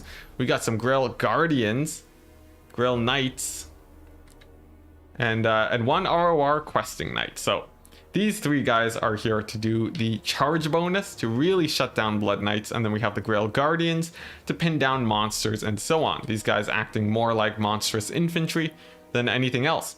2 Paladins, 1 Fey Enchantress, and just a couple units of Men-at-Arms on the flanks. It's going to be a very heavy cavalry build. This build it's entirely designed around the cavalry doing well, and the archers just giving them a tiny bit of support. As for the Vampire Count's army, it's a little bit strange. A full anti-air build. We see the Blood Dragon Vampire Lord, so no Vortex Tornado. Slightly less of a hindrance running this guy, as he will be better once he hits the ground. We have a Terrorgeist, so 2 sources of breath attacks, potentially really scary against the Bretonians, and 1 unit of Vargeists. This is going to be quite nice too, to charge cavalry in the back, pin them in place, and get quite a bit of damage in. The Unholy Lodestone too, to, let's see, I believe this is extra regeneration, it is. No, yes, it's going to be a little bit of extra regeneration, 2 hit points a second. That's gonna be decent. It's nothing amazing, but in a long grindy fight, especially with something like the Stearnsmen, you will be able to get some pretty nice HP on a lot of units. It counteracts the effects of the Fey Enchantress and isn't too expensive. For the 2 White Kings, they are on horses, I believe. 1 on a horse and 1 on foot. A bit of a strange combination. I wonder how viable that is, as it sort of desyncs them. But it does mean that 1 White King can effectively chase off units if need be, and that will definitely be needed since most of these units definitely are not going to be quite mobile. Now the first volley comes out. It's going to be focusing down the Stearnsmen. These guys, they have regeneration, so they take a little bit more damage from fire arrows, but their high armor will more or less be negating that anyways. As for the peasants, one of them on the verge of routing, just looking at the zombies. Honestly, I don't blame them if you're a peasant in the Warhammer universe, and a nice pull away from Bretonia. To buy a little bit more distance for the archers is a good choice. This type of play is sort of transitioning into what you would see in Kite, actually, where you deny as many engagements as possible. Not every fight has to be taken, and with that mobility advantage in the Knights, Empire or Bretonia doesn't really have to fight at all. Instead, using a lot of ammunition. Now, they have to be careful. The single Dire Pack Wolves in the far back, going to be a nice vanguard, potentially could chase off archers here. And overall, I'd say Bretonia, they're in a pretty good place. Now, things can change very quickly once the actual main fight gets underway. The breath attacks for these 2 dragons probably the most decisive play that can be made, but right now the archers are really commanding the battlefield. Opting for a no mobility build can oftentimes result in this sort of situation where you're just getting kited, but it's not the worst thing in the world. And that's why there is this unholy lodestone. The regeneration will be really nice for picking up these units, and potentially just sort of wasting the ammunition of the peasant bowmen. They don't have infinite ammo, and against an army like this, they could potentially actually run out. They better burn woods in Warhammer 3. Honestly, I would not be too sad to see woods go away, but I feel like just a quick update to that mechanic is all they really need. Now the Vargeists are moving in. The 2 dragons are getting in position too, but this would be a risky place to land. Although they could hit up the archers, a swift countercharge from the Grail Knights would surely end the Vargeists quite quickly. Zombie Summon does drop, catches a couple units of Grail Guardians, but isn't going to win the game by any means, unless the undead decide to go for a big engagement. But that, of course, would be quite risky. These cavalry units are just ready to spring in on top of them, and this is a nice split.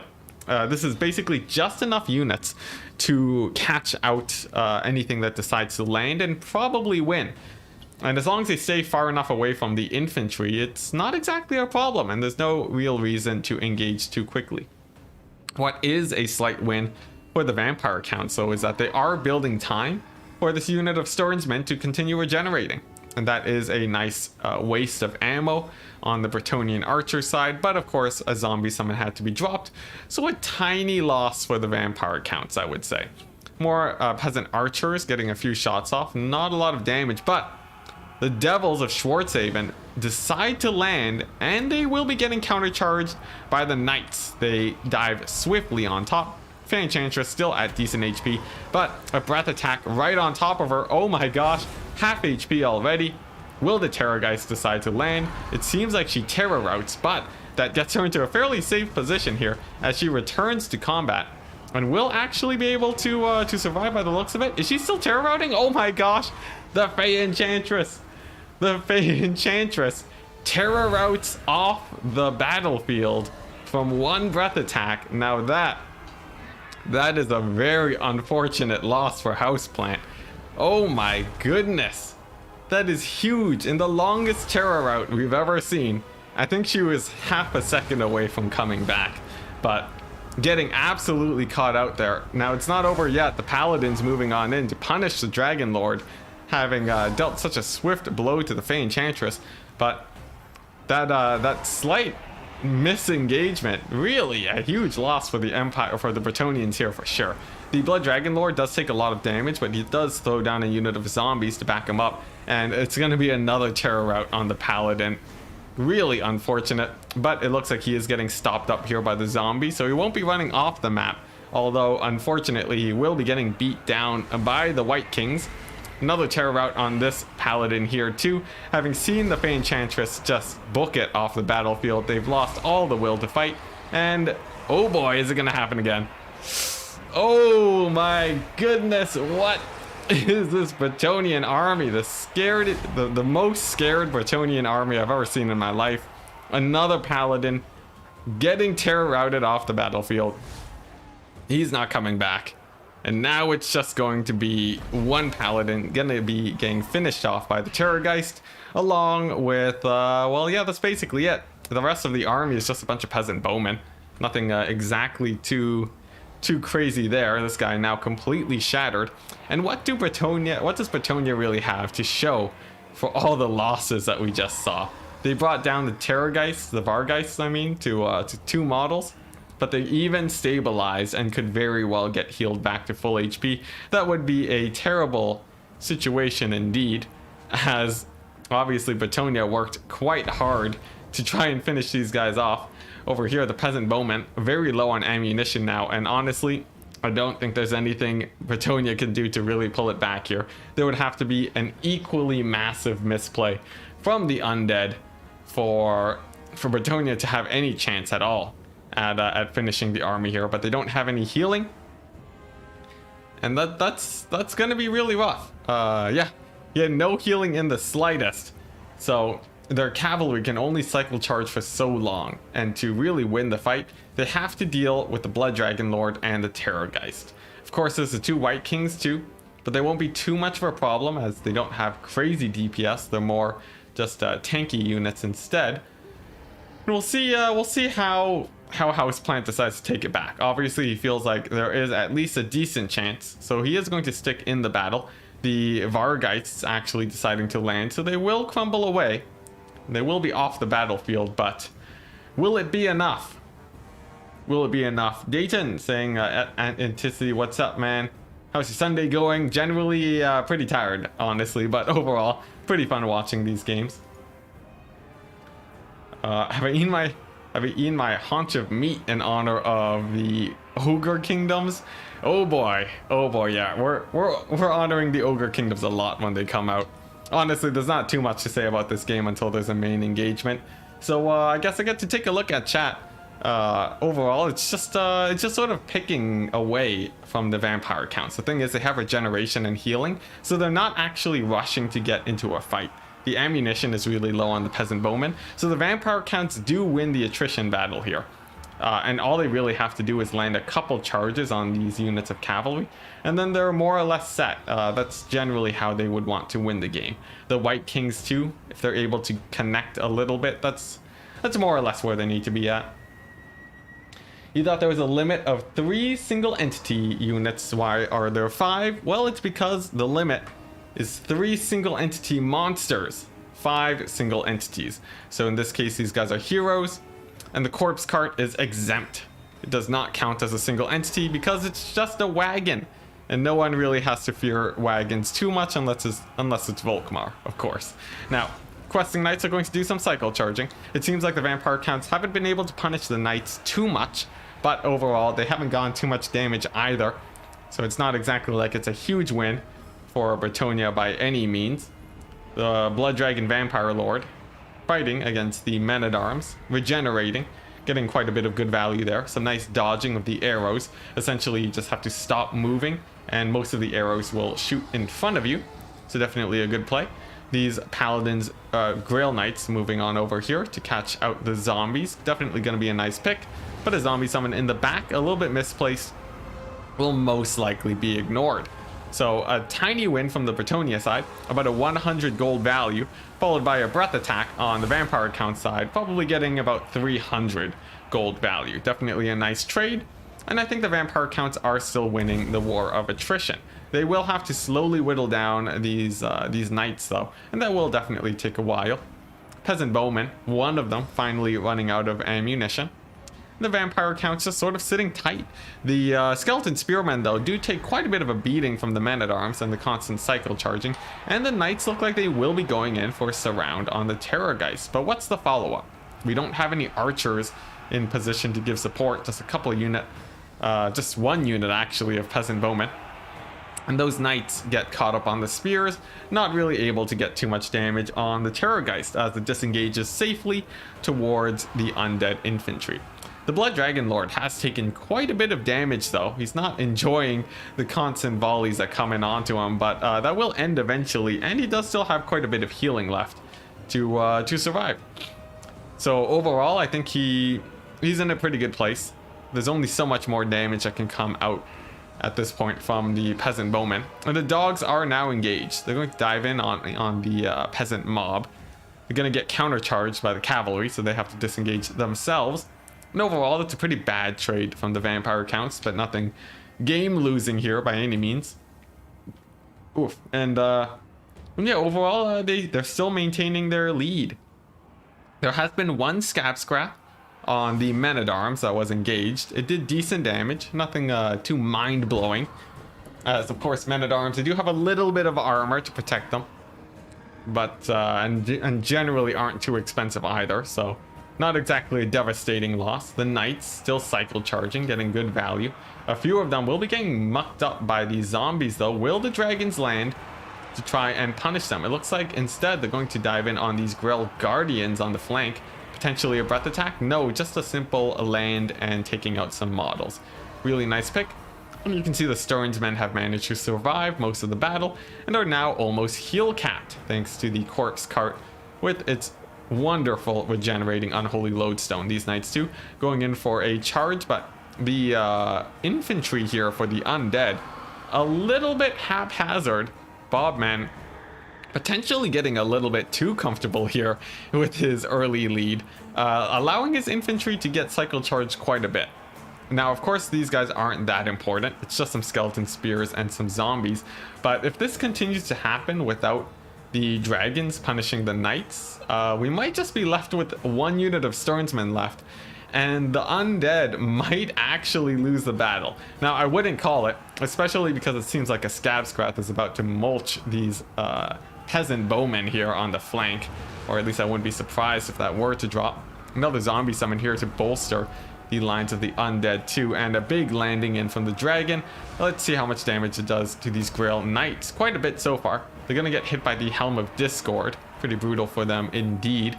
No scab scraps just yet. Maybe it's not even needed, as the Stearnsmen are extremely strong at holding the line and winning that melee engagement, as they are extremely elite. And the Knights, they do finally get the full surround on the undead. They're going to be piling on in, punishing these skeleton spearmen, but do they have enough damage to take out the dragons? So far, quite possibly, as the Bretonians still have quite a bit of infantry, but they're on the verge of army losses, despite crumbling down so much of this undead infantry. They do still just barely manage to cling on, but is there anything to really kill off the Stearnsmen? They're taking a lot of damage, but the first unit of Grail Knights is going to be routing off the battlefield now, chased down by the dogs, which means that there's only 2 more units of cavalry. 1 unit of Grail Guardians, the Questing Knights, and the Vampire Counts are slowly but surely taking the lead, pushing the Bretonians to army losses.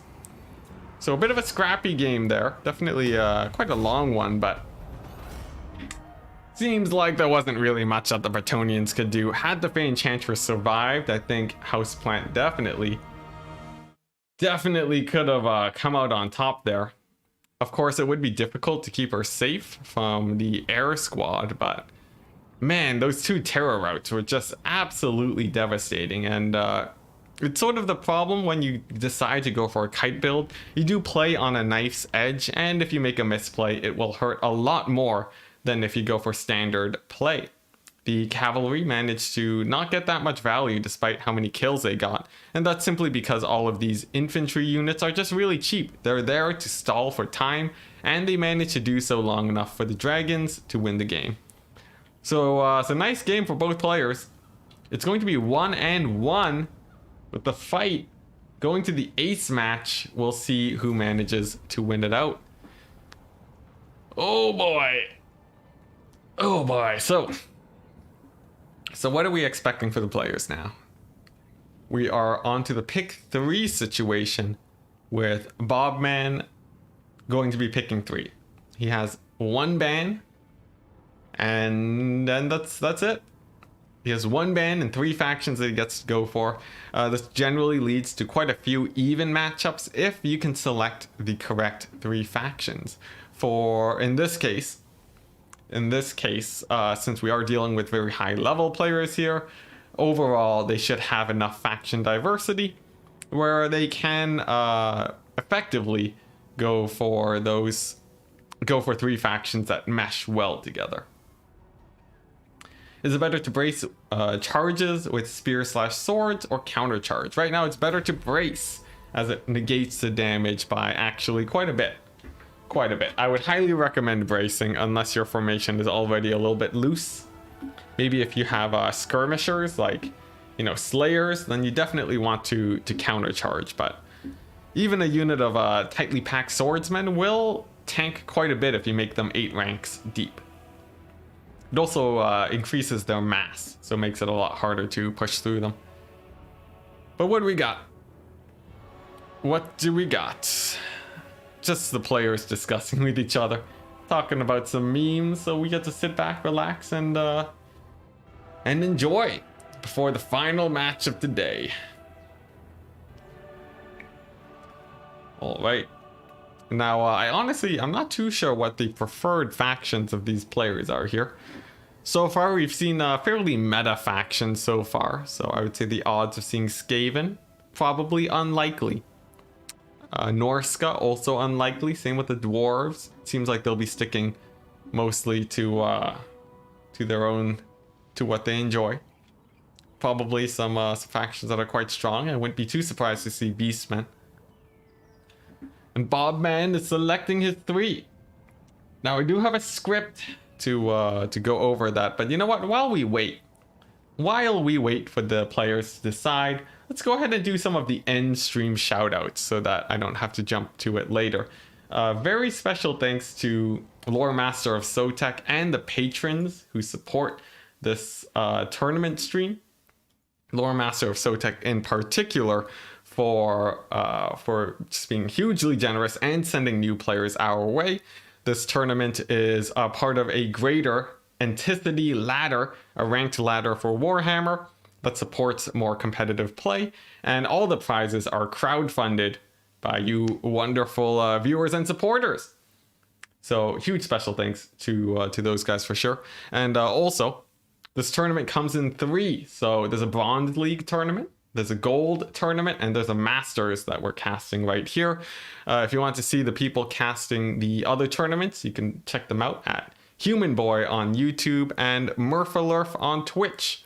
You can find direct links on my Discord in the description. I think that's enough. I think that's enough for now. And will the pick 3s be ready in the next minute? My guess is probably not.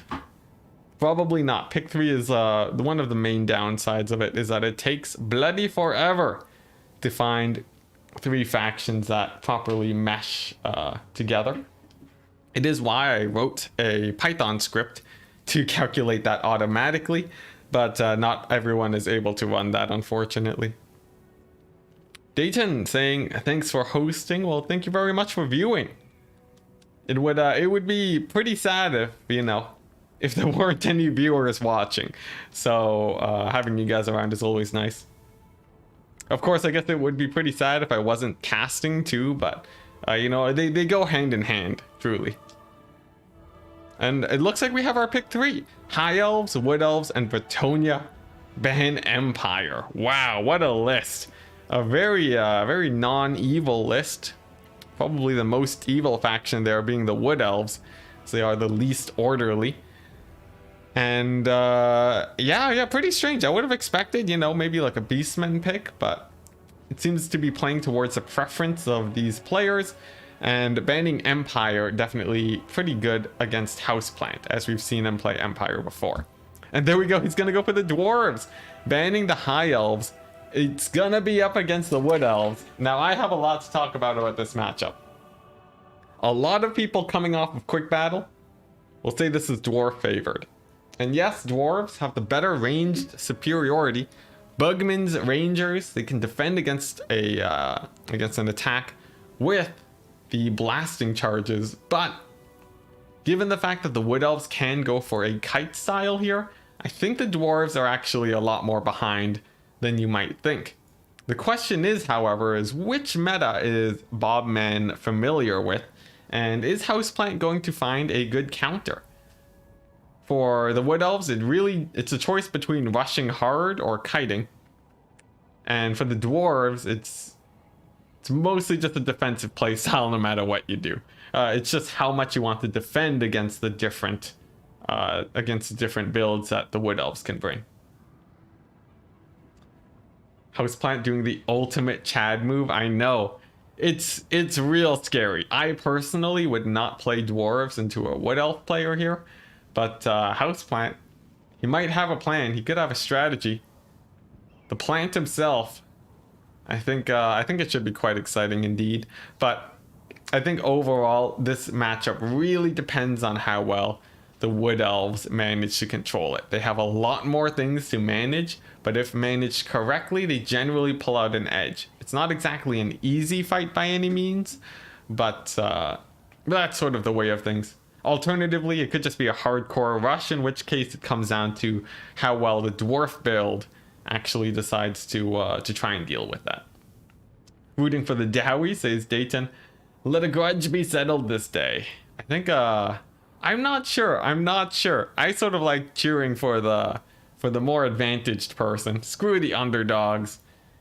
I'll cheer for who I expect to win. But it's sort of strange because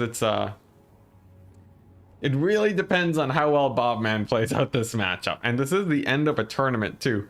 Potentially could really, you know, the ends of tournaments are often rife with mistakes as the players have been playing for much longer and could be a little bit fatigued. So I'm interested to see. Houseplant already readied up. Will Bobman be able to do it?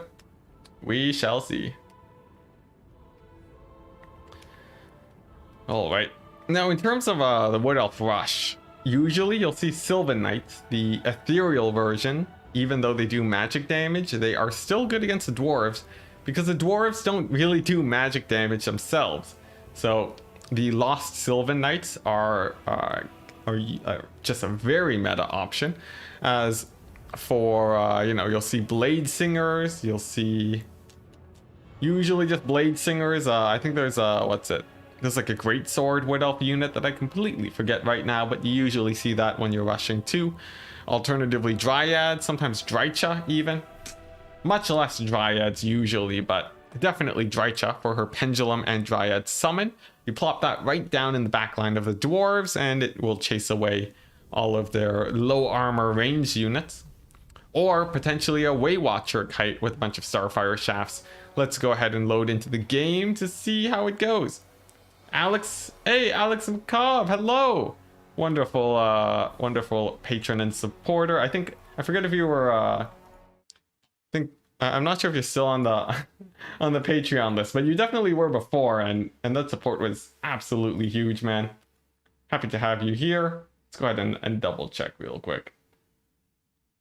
Yeah. Okay, yeah, you are still on the list. Wonderful patron and supporter. Happy to have you here. And yeah, this is the final game for today. So hopefully we get an exciting one. We see some Waystalkers over here. 2 on the flanks, good for picking off heroes. In the back line, we see a bunch of Eternal Guard, some Dryads, and some Wildwood Rangers. 1 unit of Glade Riders, and the Lost Sylvan Knights, as predicted. Very standard for the Wood Elves. Spellweaver of High Magic, you also see this for the anti-Gyrocopter play, apparently, coming in with the Tempest. But also with the Soul Quench, really good against artillery. And that's going to be spammed out alongside Apotheosis to heal up these bad boys, the Sylvan Knights. For the dwarves, we're seeing no artillery. Instead, it's going to be a mass infantry box with a bunch of Quarrelers, and that's it. Nothing else. A bit of a strange dwarf build here, but could actually work quite well. The main problem is that against a rush, it might not hold as well as you might expect, but with this many Quarrelers, I think it should be okay. Kelgar thinks it's deep into the night. Well, at least this isn't ending too late. I like to make sure these tournaments are nice and short for our players, but here we go. RTK against RTK. The battle begins with the Waystalker firing 1 shot, killing a single dwarf warrior, spurring them into action as they now move forwards to try and get engaged on the Wood Elves. The clock is ticking for the dwarves as the Waystalkers are poking away from them, but of course the Wood Elves will have to get into the fight lest they get, you know, lest they fail the attacking rule, basically. But dwarves are continuing to advance. The Wood Elves getting into position, probably waiting for these Glade Rider spears to get a strong flank in, but I don't think they've spotted the Rangers yet. All these guys are going to be stealthed up, and the Wood Elves can't see them until they get units nearby. The Waystalkers are getting a lot of damage though. And with the cavalry now moving in the back, will they be able to get in and engage? Waystalkers continuing to fire away. Seems like they're poking away at Thorek right now, getting in decent damage, nothing too crazy. And as for the infantry, it looks like they are beginning to shuffle forward. Sylvan Knights moving along the back. They're going to be moving for a pretty long flank. They want to get in on this juicy formation here. And something I missed, some Dryads along the edge of the map, going to be trying to dive in onto the back line. Now the dwarves, they will be repositioning to try and block this. These are Longbeards, so they will definitely be winning against Dryads, and any amount of range support will be helping them out there. A nice Arrow of Kurnos, so dropping on these Longbeards, getting almost 200 gold worth of value on one ability. That definitely pays for itself right off the bat. Another Arrow of Kurnos dropping. Oh my gosh! That's 500 gold right there for free. Soul Quench coming on and slams into them too. Doesn't get as much as that Arrow of Kurnos, but that is huge value for the Wood Elves at the start of the game.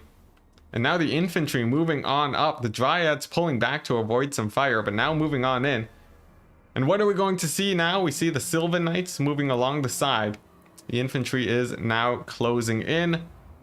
And a tiny gap in the dwarf formation allows for the Glade Riders to dive into the backline. There's no Slayers to really catch them out. They slam in.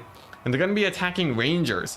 They generally have a bad matchup against Bugmans, but Rangers are much easier to tear down. And the Wood Elf infantry is beginning to slip through. There are no blasting charges to really punish the grouped up infantry trying to slip by. But there are many reserve Longbeards ready to plug up the gaps. The right flank though for the dwarves, the Wildwood Rangers now slipping through. They will be diving in on top of some Quarrelers, but they get caught up on the unit of dwarf infantry and slow down a tiny bit. As for the Sylvan Knights, they haven't been able to get into the pocket yet, but it seems like they will now, as about half of them manage to sneak through and slam into the Bugman's Rangers. Not the best fight for them, as they were braced also. And the Sylvan Knights are getting a little bit mucked up. That could be rough for the Wood Elves. As for the right flank, Wildwood Rangers now diving in again. They finally get in melee, which is great for them. And over here, the Dryads starting to slip through. Now, we're not seeing many of the dwarf units rout yet. One of them does get terror routed though, the Quarrelers, due to the Sylvan Knights getting a little bit too close. And it seems like another unit of Rangers could actually get broken off here. And yes, they begin running off with this one unit of Wildwood Rangers at 61 models. It's going to be pushing through and posing a massive threat to the back line. Unless there's some focus fire, it's going to be quite scary. And there's even some Dryads too in the back, ready to put in some punishment. The dwarves do have the balance of power, but let's remember the Wood Elves can heal up the Sylvan Knights, which will give them a lot of balance in the late game. What is really scary though is that the Sylvan Knights, spread out a little bit too thin, are getting really mucked up by these dwarf units. They haven't really been able to dive in on the backline just yet, and it seems like the dwarves are beginning to stabilize just a tiny bit. The Way Stalkers haven't been able to get too much value since the battle has started. But if you take a look at the Sylvan Knights, they're still at 24 models. They are at about half HP, but it seems like they are finally getting the disengage that they were looking for and providing terror along the front line, routing off a couple of these units for the Wildwood Rangers to begin pushing through. These Bugman's Rangers in the back line too, getting a little bit mucked up. A lot of the infantry are getting stacked up, and that does block them from shooting, negating their effectiveness by quite a bit. And if they stay blocked up like this, it doesn't really matter that they have the balance of power. The Sylvan Knights too, completely free now to begin cycle charging. They routed off 2 units of Dwarf Warriors as the Longbeards were in the back defending against the Dryads. And this could be a pretty big problem now. The Sylvan Knights will be taking basically no damage, and they are still quite a ways away from heal capping. The left flank though, quite decisively going in the favor of the Dwarves. That's going to be quite nice for them as the Glade Riders charge into the back and will be shutting down these range units. Another Soul Quench does drop too, not too much damage really. And the Sylvan Knights are just trying to chase off units. Overall, Thorek still at really nice HP. It will take, well actually no, the 2 Waystalkers are out of ammunition, which means that Thorek could be a pretty big late game threat. Now, cycle charging from the Spellweaver will eventually take him down, and actually it seems like that's going to be the choice that Bobman decides to go for at this point. His lore does take quite a bit of damage from Thorek though, as she charges in. He does have really nice combat stats. She heals herself up, and the Sylvan Knights are simply looking for a good position to dive into the back. They want to be terror routing these Rangers, and it seems like they will eventually be able to get there. Spellweaver of high magic going to be diving in again onto Thorek, landing a pretty good hit, and with the support of the Waystalker, it seems like she will be able to secure that fight. The dwarves have really done well on the infantry front though, and overall I think I think the dwarves might be able to win this unless the Sylvan Knights manage to get some pretty massive routes. A solid charge on Thorek too will be chunking him down, and his leadership is getting precariously low. A little bit more and he could be off the battlefield, which means that the dwarves, despite their high leadership, will be terror routing left, right, and center. So Dr. Jellyfish, already a little bit worried. I'm not sure which faction you're worried for, because honestly it could go either way. But Thorek, running for his life, trying to find a safe position. He is pulling away. The Spellweaver having a little bit of a hard time engaging, but she does manage to connect, and that's one more hit on Thorek. He's down to 1000 HP, still a decent amount, but his leadership is dropping dramatically. One more hit will do it, but it seems like he just barely manages to escape, and that's going to be a really nice nice win for the dwarves, as they have managed to secure this sort of center pocket area. As for the Sylvan Knights, they are really beat up too. Not a lot of healing has been dumped in on them, and Thorek, he's still at least a couple hits away before he routes off. The leadership for all of these dwarves is really high too, and if you take a look at the greater battlefield, most of the Wood Elf infantry is having a really rough time. The Spellweaver does dive in though. She lands one hit. One more should get Thorek routing off the battlefield, but it seems like once again he will be able to survive. Sylvan Knights are going to be moving in now, trying to find something to engage. Will they be able to find a pocket though? The Spellweaver going to be hovering above, trying to find that fight onto Thorek as the Wildwood Rangers move on in. A bit of a failed charge due to the positioning, but it seems like this one might be able to connect. She lands, but she gets a little bit bogged down by the Dwarf Warriors and has to disengage. The Sylvan Knights are doing okay, but a volley from the Bugman's going to be chunking them down. They're still not that close to routing off just yet. And now it seems like they will be slamming into the Bugman's Rangers, bringing down Thorek's leadership too. As they contact with him, he terror routes, and this could spell doom for the dwarves. The Spellweaver of High Magic lands in again to try and connect with the dwarves. She's going to try and get an attack on Thorek, but he actually rallies without breaking. Although there we go, his leadership finally does break. That's a huge loss in leadership for all of these dwarf units. Immediately a couple of them start routing off the battlefield, and it's going to come down to how well these Sylvan Knights do. There's 11 models left, but they are really close to their heal cap. I'm not sure how much healing is left for the Spellweaver too, and she has to spend her time chasing down Thorek.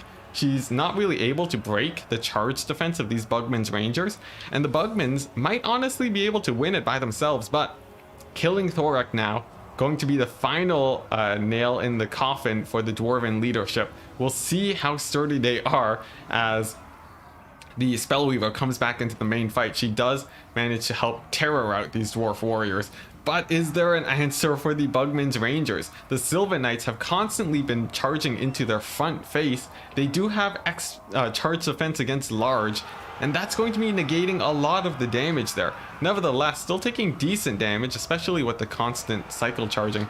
But the Sylvan Knights are now dangerously close to routing off. They finish off these units of Dwarf Warriors along the side, and they may be able to route off some of these, some more Dwarf Warriors in the center, but the remaining units, it's 3 units of Longbeards. All these guys are immune to psychology, and I think including the Bugman's Rangers, they're not going to be terror routing from the Sylvan Knights anytime soon, and the dwarves have taken the lead in the balance of power. Not only that, but they've routed off the Sylvan Knights, and the Bugman's Rangers are regenerating.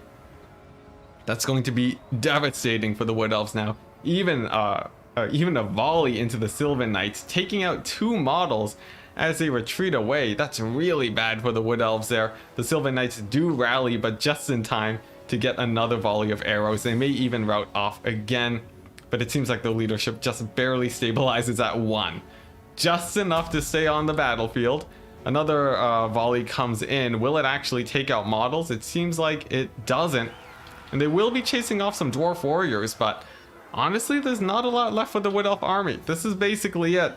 They have 1 unit of Dryads, but that's not going to win the game by any means.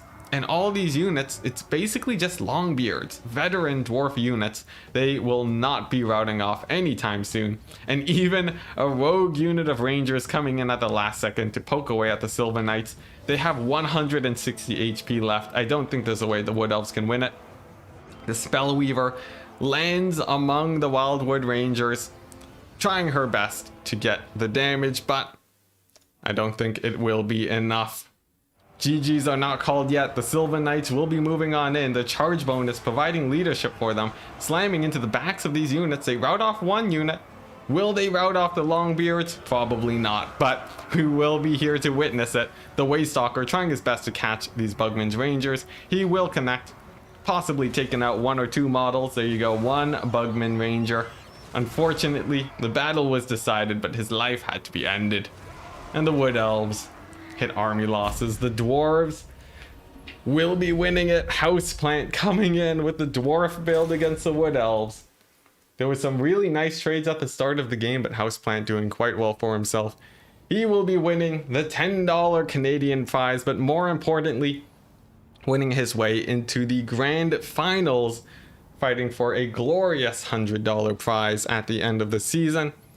I hope to see you there, Houseplant. And really well played to all of the players today. Now, before I close it off, special thanks to LoremasterOfSotek again.